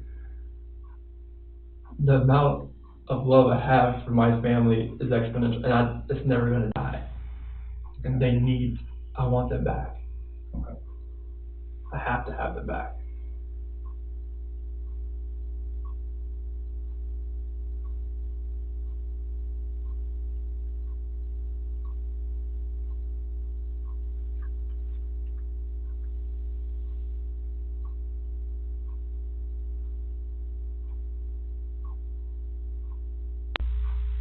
Tell me about a normal day in your house. So like one when I'm actually home all day. You know, let's pick a day. Okay, 2 months ago. Let's pick a Saturday. Let's pick a school day. A school day. Okay. So, well, I'm usually at work, Okay. but so usually On on their lives and your lives. Okay.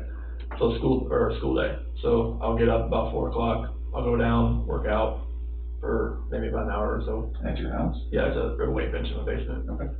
So get done with that, come back upstairs, probably about 5:00. I'll eat some breakfast, make some eggs, cottage cheese or something like that. Everybody's still sleeping. I'll make the girls milk. I'll make Cece's milk. I'll bring it upstairs. Bella's usually kind of iffy on milk in the morning, so I can fill up the water bottles, put it in the refrigerator. Make sure the backpacks have changed clothes, their hat, and if it's like a water day or something, make sure they have water shoes in there. Make sure they have sunscreen. Make sure that all that in their backpacks. Change clothes for what? In case they have an accident. Oh, okay. Because they're little. Yeah. Okay. I mean, not much Bella, but Celeste. Sure. And make sure they have their little blankies whenever they go nap. Okay. They have all that with them. I have that all laid out, and then I go to work. So when the kids dictate when Jeanette wakes up, and usually it's Bella. She'll come in there, lay in the bed with her, and then Celeste, she'll wake up, she'll come in and lay in the bed with her, and they'll watch cartoons for a little while at least. And by about 6:30, they'll get out. She'll probably be in the bathroom at this point in time while they're watching, because Celeste has her milk at that point in time when she's just chilling in the bed. Okay. Shanann's getting ready. She'd probably take a shower, put makeup on, all that kind of stuff, and then takes the kids over into their rooms, gets them dressed, out of their pajamas, and Bella has a school uniform. Cece didn't have one yet, so get them dressed, go downstairs, have breakfast.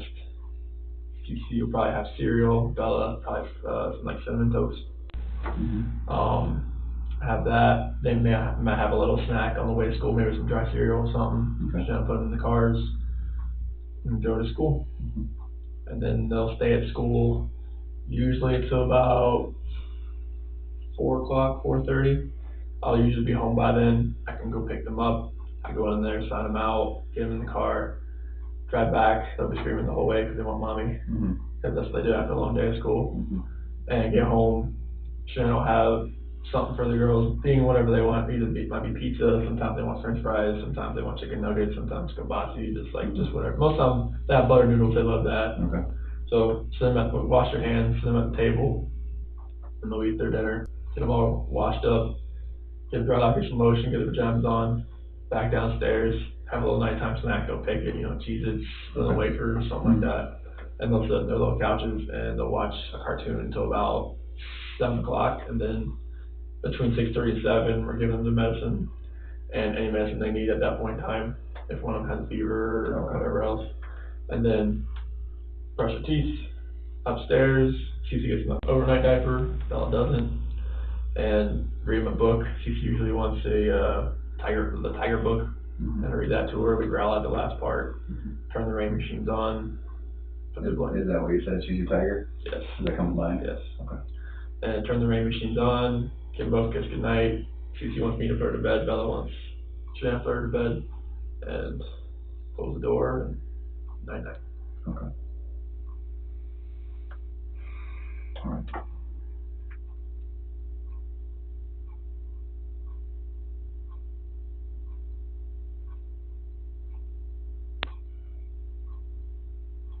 Can we talk a little bit about the morning that they disappeared? Mm-hmm. We already talked about 4 o'clock alarm, prep until 4:15. Correct me if I'm wrong. 4:15, this challenging talk starts. You leave somewhere around 5:30ish, 5:20 something, 5:27. And then what was your day like? So I went out to locations. Where's that? The oil locations. Oh, locations. Okay. Yeah. So I worked out on those old locations until 12:10. That's when I got the doorbell visitor notification. What do you do out there? What do you do at work? I'll operate the oil and gas locations we have running. Oh, okay. Yeah, like either maintenance or just like inspections or like trying to get them running again type of thing. And are you the guy with the wrench or are you the boss? I'm one of the field coordinators. Okay. So like our the area we have is like really it's really big. So like I have me and 2 other guys are field coordinators. Then we have 2 rovers, which they like go around to the area and they help other operators. And we have 6 route operators. Okay. So the field coordinators, we kind of get everybody like, all right, this is what we're gonna do today type thing, and disperse type thing. So then when you left at 5:30, which location did you go to? So the Survey 319. Which is That's a well location. Is it a well location? Yeah, we have the Survey 1029. Survey? Yeah, this is well names. Survey? Yeah. Like SERVY? Yeah. Okay. And then there was the 1129, and we say the 1029 most of the day. And so these are numbers I don't even understand. I know, there's like section number, well number type things. Okay. That's how they name them. Okay. So then it might be that, God forbid, 2 weeks from now, we're still looking for them. And it's going to be very important that all of this can jar your memory, right? Yeah. So I'm taking notes. Survey what? So we have the 1129. Where'd you go first? The 319. 319. Where and what crossroads would that be? Oh, it's out in the ranch. Oh, okay. Yeah. Survey 319. Okay. Yeah. How long were you at Survey 319? Probably about an hour. Okay. Just telling the boys what to do? I was out there checking a line that we had leaking on Friday. Okay. Okay, and that took about an hour? Yep. Then what? Went to the 1129. Okay. Again, is that just in the middle of a ranch? Yeah, it's the same ranch. Okay. Oh, so how far away? Not far. Walking distance? No. Oh. Walking. That's a big ranch. Yeah, you don't drive there. Okay. How long were you at 1129? Probably about 20 minutes or so. Doing what? I was just doing an inspection over there, see if I can get the well to run again. Okay. This one you have to kind of run manually. Okay. And then where? The 1029. We were there most of the rest of the day. Doing what? We're trying to get a pumping unit to pump back up, and stuffing box rubbers were leaking and the rods were smoking, so we had to replace them. That's what took a very long time. And how long were you out there? The rest until 12:10. So 6-7 hours. Oh yeah, like Five, yeah, six, okay. at least like 5 hours. It seemed like 5 to 6. And what are the people with you? Oh yeah, there's people with me. Like I gave them the names. Okay. There was Does the police know? Yeah, Troy McCoy, Chad McNeil, Melissa Parrish, Cody Roberts. They were all out there with me. Okay. And you said you called home at 7:30 or so? I texted 7:40. Okay. And that was something like where are you? Yeah, I couldn't go back that far on my phone to see when I called, but I did call her 2 or 3 times during that. And why then? Was that a better part of the day for you to text? Yeah, because like I was at that point in time, like I was actually trying to call my foreman and everything else, just to talk to him, to tell him what I found, and it kept just like it wouldn't ring out there. What you found? What do you mean? The line that was leaking. Okay. Yeah, like we had a bypass line, back pressure line that was tied to a downcomer line to an oil tank, and it was leaking on the ground. Okay. But like I was not getting any phone calls through, so that's why I was texting. Okay.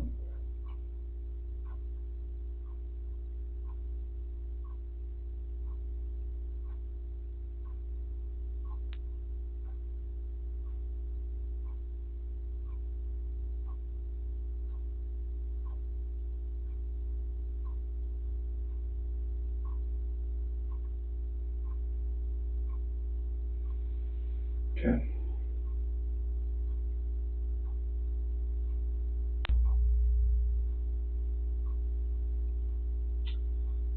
So let's have that hard conversation again. Okay.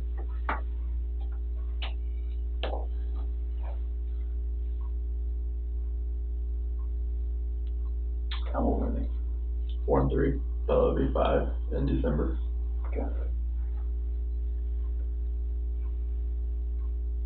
You can imagine that every day that goes by, It's harder to find. where we don't find your girls, it's going to get harder to find. We're going to have less clues.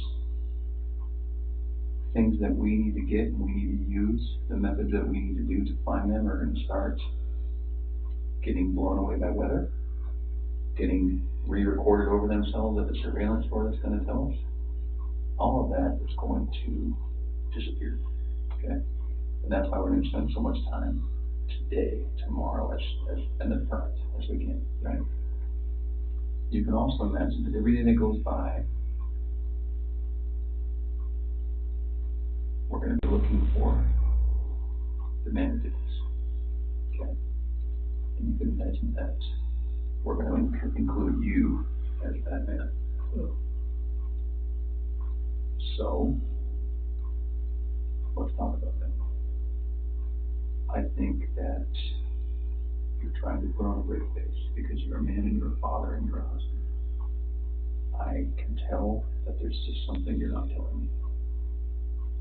And I'm not sure what it is. I don't know why that is. I don't know why you're not telling me, but there's something that's making you a little bit uncomfortable tonight. I just don't believe some of the things you're telling me. Okay, I just don't. Simply do not believe it.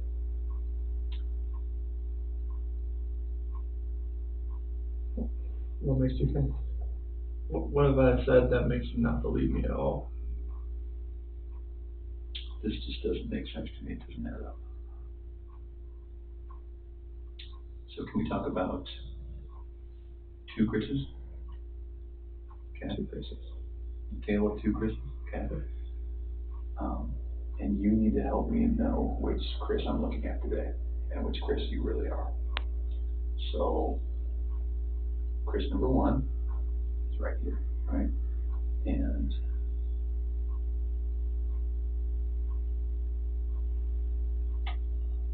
fell out of love with his wife. Okay. Started wondering what it might be. He didn't have a wife to take care of and a girl to take care of. Spent some time alone, liked that time alone, came home, may or may not have had a conversation about how to get out of this marriage or how to fix it, but probably how to get out of it. Is looking at a bachelor pad in Brighton and did something terrible to his wife and kids. And that may have been an accident. And I think it was an accident. That's not the Chris you're looking at right now.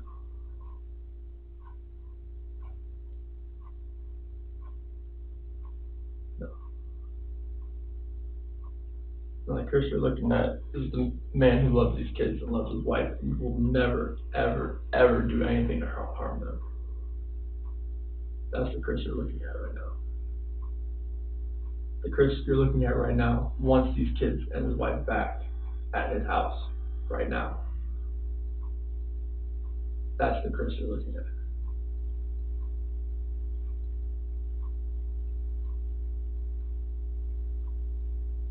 Why didn't you call 911? I didn't think anything was wrong.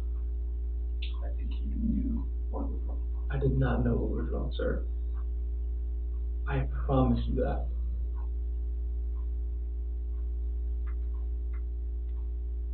What do you think it's going to look like when someone finds out that it was not you that called 911? Everybody's going to have their own perception about what's going on here. But I know my wife. I know that sometimes she doesn't text me back. I know that happens.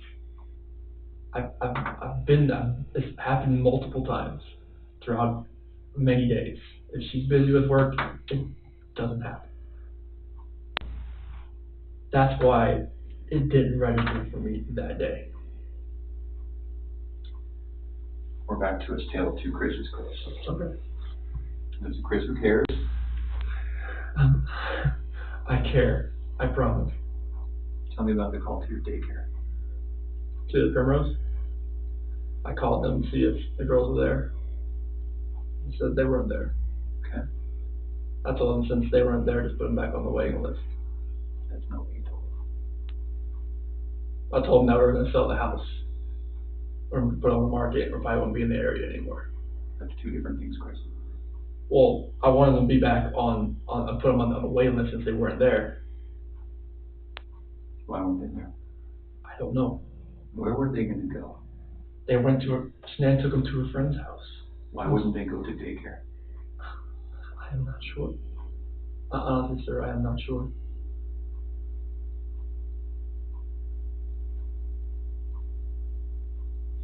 It's hard for me as a father to talk to you about this. I don't know. Not because it's the hardest to talk about. It's because I'm worried about your daughters under your care. You shouldn't have to worry about them under my care. I watched them all weekend. I went to a pool party at Jeremy Lindstrom's house. It's like, I love those kids with all my heart. Nothing in this world would ever make me do anything to these kids or my wife. When you walk out of this room, there's nothing I can say to a room full of police officers that's going to convince them that you have nothing to do with this. I know. You know what they think. I know all that. Yeah. Here's a guy who didn't call 911, who woke his wife up at a ridiculous hour because she was so guilty about something that he had to get it off his chest and say, I don't love you anymore, I'm leaving you. That didn't go well. Okay, so what happened? She told me she wanted me to wake her up before I left. That's why I didn't just wake her up, like, just to tell her this. Like, I woke her up. That's what she wanted to do, and we talked. Like, usually at 4 a.m., I wake up, I go down and work out. This day, I wanted to talk to her about this.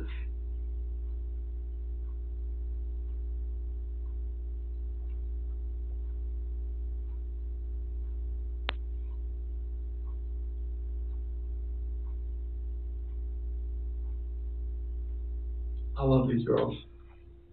I love these girls so much. And this picture right here, Celeste and Bella, those are my life. I helped make those kids. There's nothing in my life that means more to me than these kids. Nothing. Kids, that's your life. That's your lifeline. That's everything. Like, you make kids, they come first before anything. Kids, spouse, family. That's what it's always been.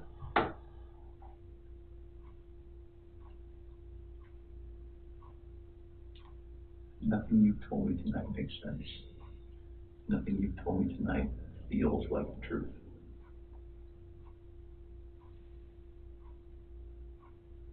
Can we start over? Sure.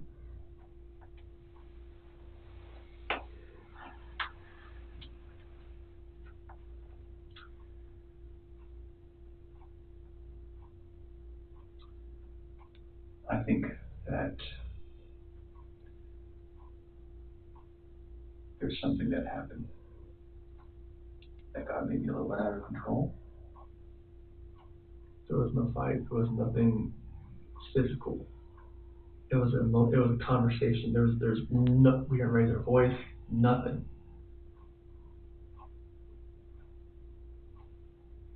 I promised you that. So there was nothing physical with this conversation.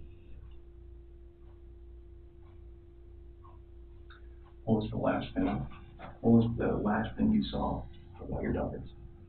Last thing I saw, like when I left, What did it look like? saw them in the monitor as it was switching back and forth. What's the last thing you saw with your wife? She was laying back in bed as I was walking out the bedroom door. Okay.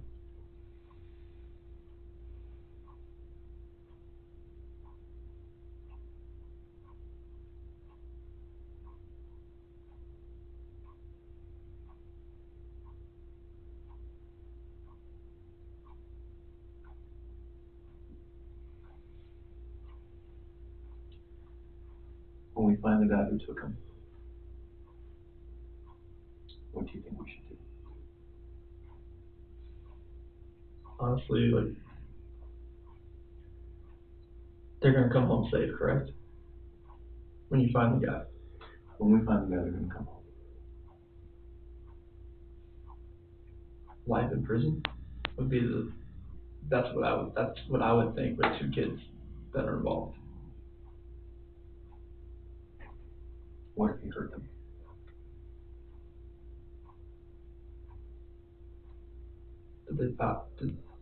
I'm not sure if like that penalty is even used. Is it used in Colorado? I'm not even sure. What is? The death penalty.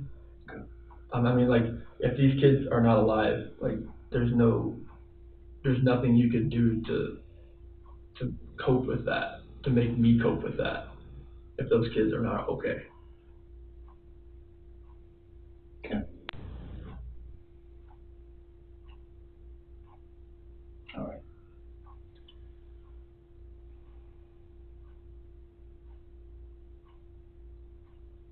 What was your plan after you got separated? Try to get an apartment. Yeah. Nearby? Oh, we'd just go our separate ways. Like, I would probably get an apartment. She would try to sell the house first, of course, before we could do anything with that. Mm-hmm. And hopefully, like, try to get an apartment somewhat close. Okay. So that, like, it's a 50-50 thing, like, because I was going to go on an 8-6 schedule in September, Okay. and then I would have 6 days off, and it would be perfect to, I'd have kids for half, and she'd have half, and that would work. All right. Tonight's been pretty intense, I can imagine. How are you feeling? I've slept like 2 hours last night, so I'm like running on empty right now. I But know, I can see it. So why don't I do this? I'm sure you don't mind if we take a break for the night. I'm sure that you are feeling some of the pressure from me. Okay. you're doing your job. I wouldn't be doing my job if I didn't grill you a little bit, right? I've seen you telling 2 different guys. Like, honestly, like, I've seen like where you're smiling, and I've seen where it's different. Yeah. Yeah. You're doing your job though. Like, I can't fault you for anything you've asked. So can I make a commitment to you? Yes. Okay. I'm going to commit to you that we're not going to stop working until we find them. Okay. Okay. And I want to commit to you that there is going to come a time when you're going to feel this pressure from other people. I'm not the only one who thinks that there's a possibility you have something to do with this. Like another FBI agent, like pressure, or like just like Everyone. okay. Everyone, Chris. Okay. Have you ever watched the news and said 2 girls and a pregnant woman go missing? Okay, if that's all you heard, what do you think the public thinks? Husband. Okay. So I'm going to make a commitment to you. Okay. I'm going to commit to you that I'm going to be your guy. Okay. I'm going to be your guy to handle the investigation. Okay. And I'm going to be your guy that you can come to. Okay. Because I hope that you realize I'm a nice guy. Tonight we had to talk about some tough things, but I hope that you know that I did it respectfully. I think that you can see that. And so as we go on through tonight, the hours, the days, and I hope we don't get to hours or days. I hope it's minutes, right? Until this is over. Yes. But just in case it's not, I want you to know that I wanted to be in this room tonight. I wanted to talk to you. Okay. Okay. And I hope that you want to talk to me. Okay. When you have questions, when you have concerns, I want you to call the detective that you work with, and I want you to call me. Okay. I want you to know that if you have a question, if you think we're not doing something enough or well enough, I want you to say, I gotta call Grahm. I gotta call Dave. Okay. Okay.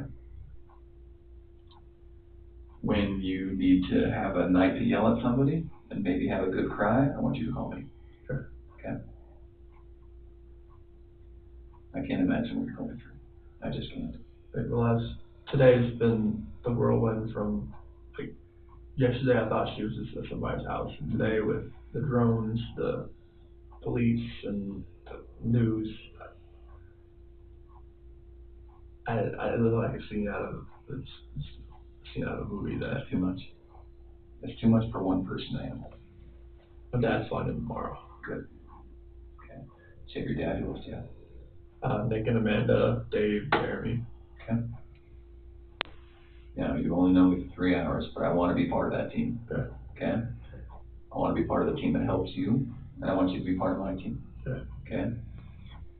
Tonight, when you go home, one of two things is going to happen. You're going to pass out because you're so tired. Okay? And that's probably not going to be what happens. Your head's going to go race. Okay? So tonight, when you lay down and your head starts racing, there's going to be things that come to your mind. Okay? This always happens. Always. It's very natural. You're going to say, I wonder why he asked me that. Okay? You're going to say, screw him. How dare he accuse me? Okay? You're going to say, I wonder if they thought of this. Okay? And then you're going to say, I probably should have told him something, or this, or that. Okay? Those are the most common things. When those thoughts come to your head, I want you to call me. I want you to call Dave. Okay? It's fair for your mind to race, so I want you to call me. Okay? You need a lifeline. You need someone you can call. I want to be that guy. All right? And I want you to know that if I didn't accuse you a little bit, you'd probably wonder if I was good at my job. One of my buddies, he is straight with me. He was like, dude, no veil, like none of this looks good. So Right. it's like he's like, I'm not gonna accuse anybody, but like I'm not gonna be like, he has his wife and their friends. He's like, they won't talk to you right now. Yeah. I'm like, So we had this Chris, right? Yeah. Okay, let's talk about the other Chris. This is right here, okay? I can see that you're a good man, right? You don't have beautiful daughters with good clothing that look well fed, right? Children that are unhappy don't smile like this, okay? And those are beautiful kids. Those kids have a good dad, and I know it. let's just see the picture of someone's phone. Yeah. It's a better one, but it's just, I'll show it to you. Those kids have a good dad. Good dad that feeds them and loves them. I was very impressed when I asked you how their day was about how involved you are. Okay. See this on the other weekend. A lot of dads don't get second pairs of clothes and cook eggs and give them snacks at night. You know, a lot of men, that's woman for it, right? I like to get involved. But you're not that kind of guy. Okay. So, Chris, can you just look at me for 1 second? If there is something that happened, it's okay. It really is. Yeah. Okay. If something that happened with these girls, if there was an accident, if there's something you're afraid to tell me, it's okay. Okay. If there's something that happened with your wife, it's okay. Okay. You can always tell me. And if you want to talk 15 minutes after you leave, I'll answer the phone. If you want to talk in the middle of the morning, I'll answer the phone. Okay. What I want to happen is, if that's what happened, if there was something that got out of hand, if there's something you know, I want you to go home and I want you to know that I'm the guy you can talk to, okay, who's not going to judge you. I have kids. Sometimes I joke with my wife, I just need 2 weeks alone, you know? Like when you told me about your 4 to 5 weeks alone, I was like, wow, that sounds like a slice of heaven, right? Sometimes it's a bit much. Okay? So let's do this. We're going to take a little break.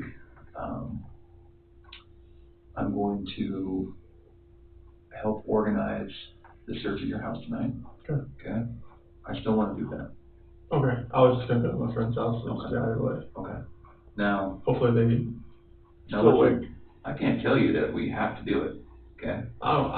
If you want, if like you said, it rained tonight. Yeah. Like hard. Like it blew 4 trash cans in my yard. Let's get on it, right? Like it's whatever's there is there, and I want it found. I want to do that. I want to talk to you again tomorrow. Okay. Okay? I want you to get a good night's sleep and a good breakfast and a good workout, whatever you got to do, whatever your morning routine is. My dad flies in the morning about like 8 or 9. Okay. So, What time should we plan on doing that? can I get him back home first and then come here? Of course. Okay. And listen, of course, take your time, get settled in. So what time is he flying? He should be here around 8 or 9. You're 9? Yeah. Okay. He's flying from North Carolina. Here's what I would love to have happen. He's flying in 8 or 9. You gotta go get him. You gotta get him back. He's gonna wanna know everything. Yeah. Okay, he's your dad. Okay. He's called me like 10 times today. It's gonna take forever. And he's gonna have questions and comments and concerns, okay? I would love for you and me as a team to talk tomorrow, to do a polygraph tomorrow, and move past all of it. Okay? Move past me wondering about Chris, me about wondering which Chris I'm talking to. I want to move past it. I just want to get it behind us. Okay? And then our talks are going to be a lot more comfortable than they were tonight. So can we say that tomorrow at 11 o'clock? Sure. We can do a polygraph? Here. Here. Okay? And there might be little tweaks. It might be at a different office or this. We're not going to try to rock your world too much. We know what you're going through. Okay. I want to get that done. I want to just move past it. Okay. Okay? Could we do that? Yeah. 11 o'clock? Yeah. Okay. Do you have any questions for him? No, like, I have your phone number. Yeah. So that, like, if his flight does get delayed, I can call you. Yeah. You have Dave's, right? Yes.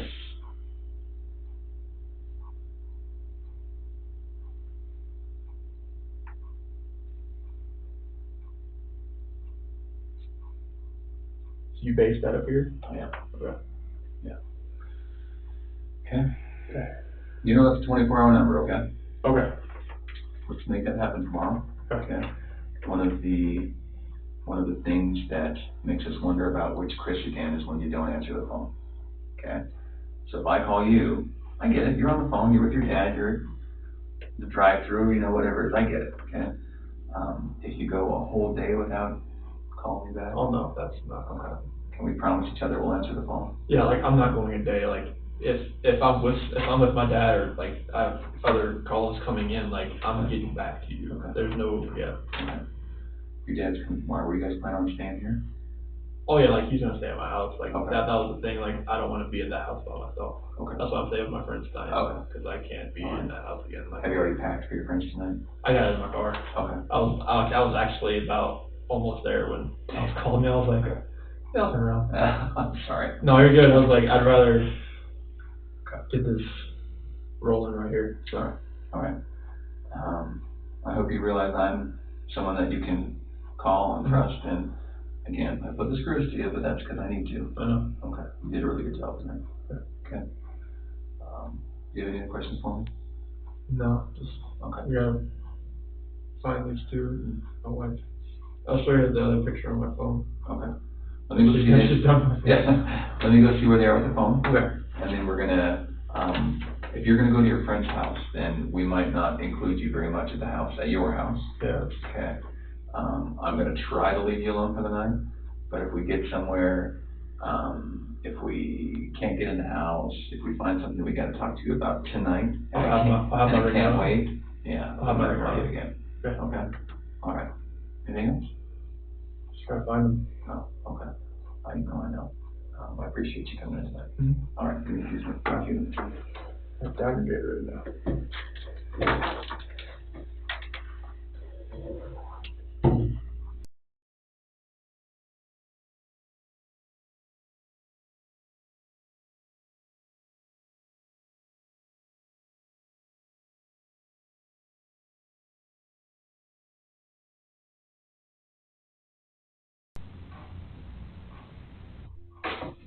How you feeling?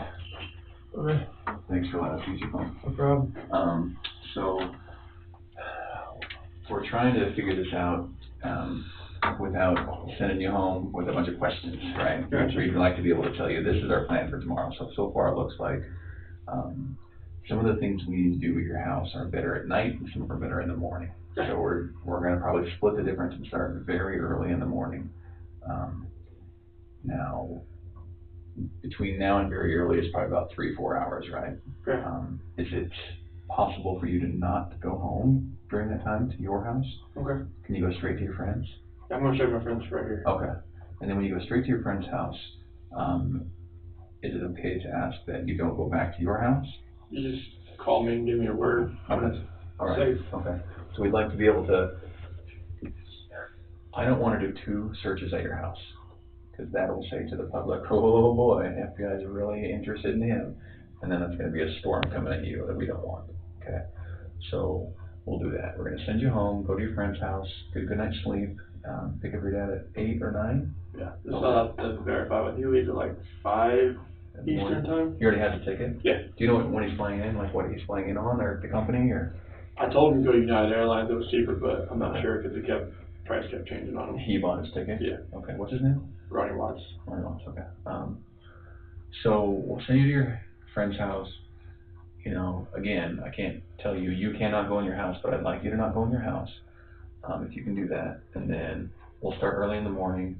I'll check in with you at around 8 or 9. Okay. You'll probably be on your way to the airport if not already there. And then after that, can you just come straight here? Yeah. Let's talk, let's get everything out of the way, let's get done with your search, and then we're just gonna, send you on your way, and we'll be back to this Chris, the good Chris, right? Okay. I'm sorry you have to go through all this. It's part of the process. Okay. So you guys gonna stay in my house overnight, or? I'm not sure. Okay. I'm not sure. But actually, yes.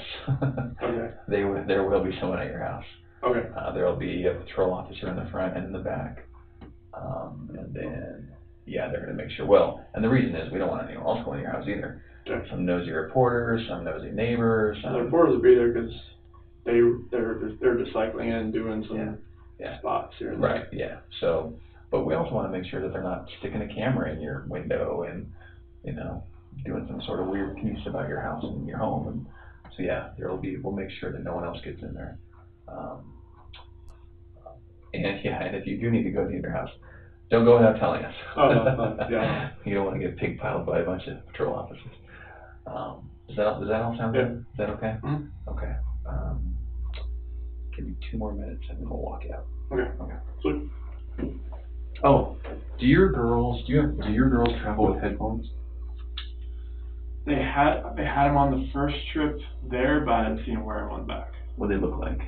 Like little unicorn type things. Over the ear? Yeah, they kind of slide over. Okay. Were they like colorful? They're gray and pink, I think. Do they ever take them shopping or anything? No, that's the only time they ever used them. Oh, okay. So if your wife was gonna walk around with them, she would be holding them with headphones? No, because they just strap over and they have a little plug.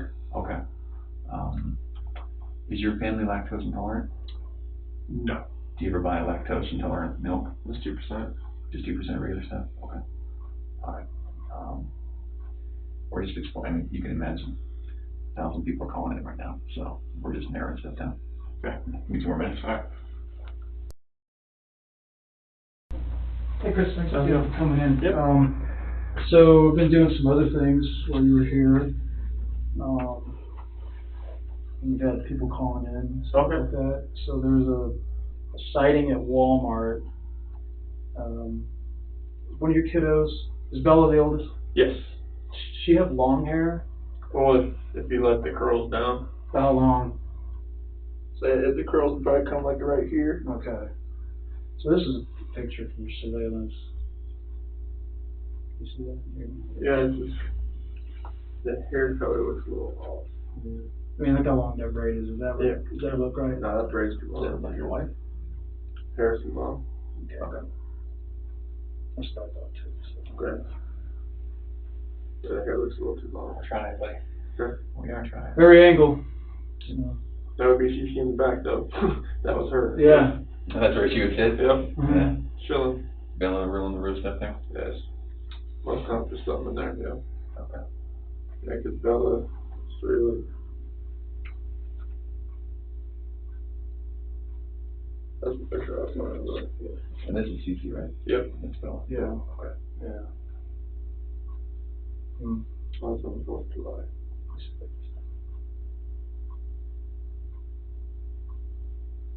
Yeah, this is not much different, but it's got a lot longer hair. Yeah.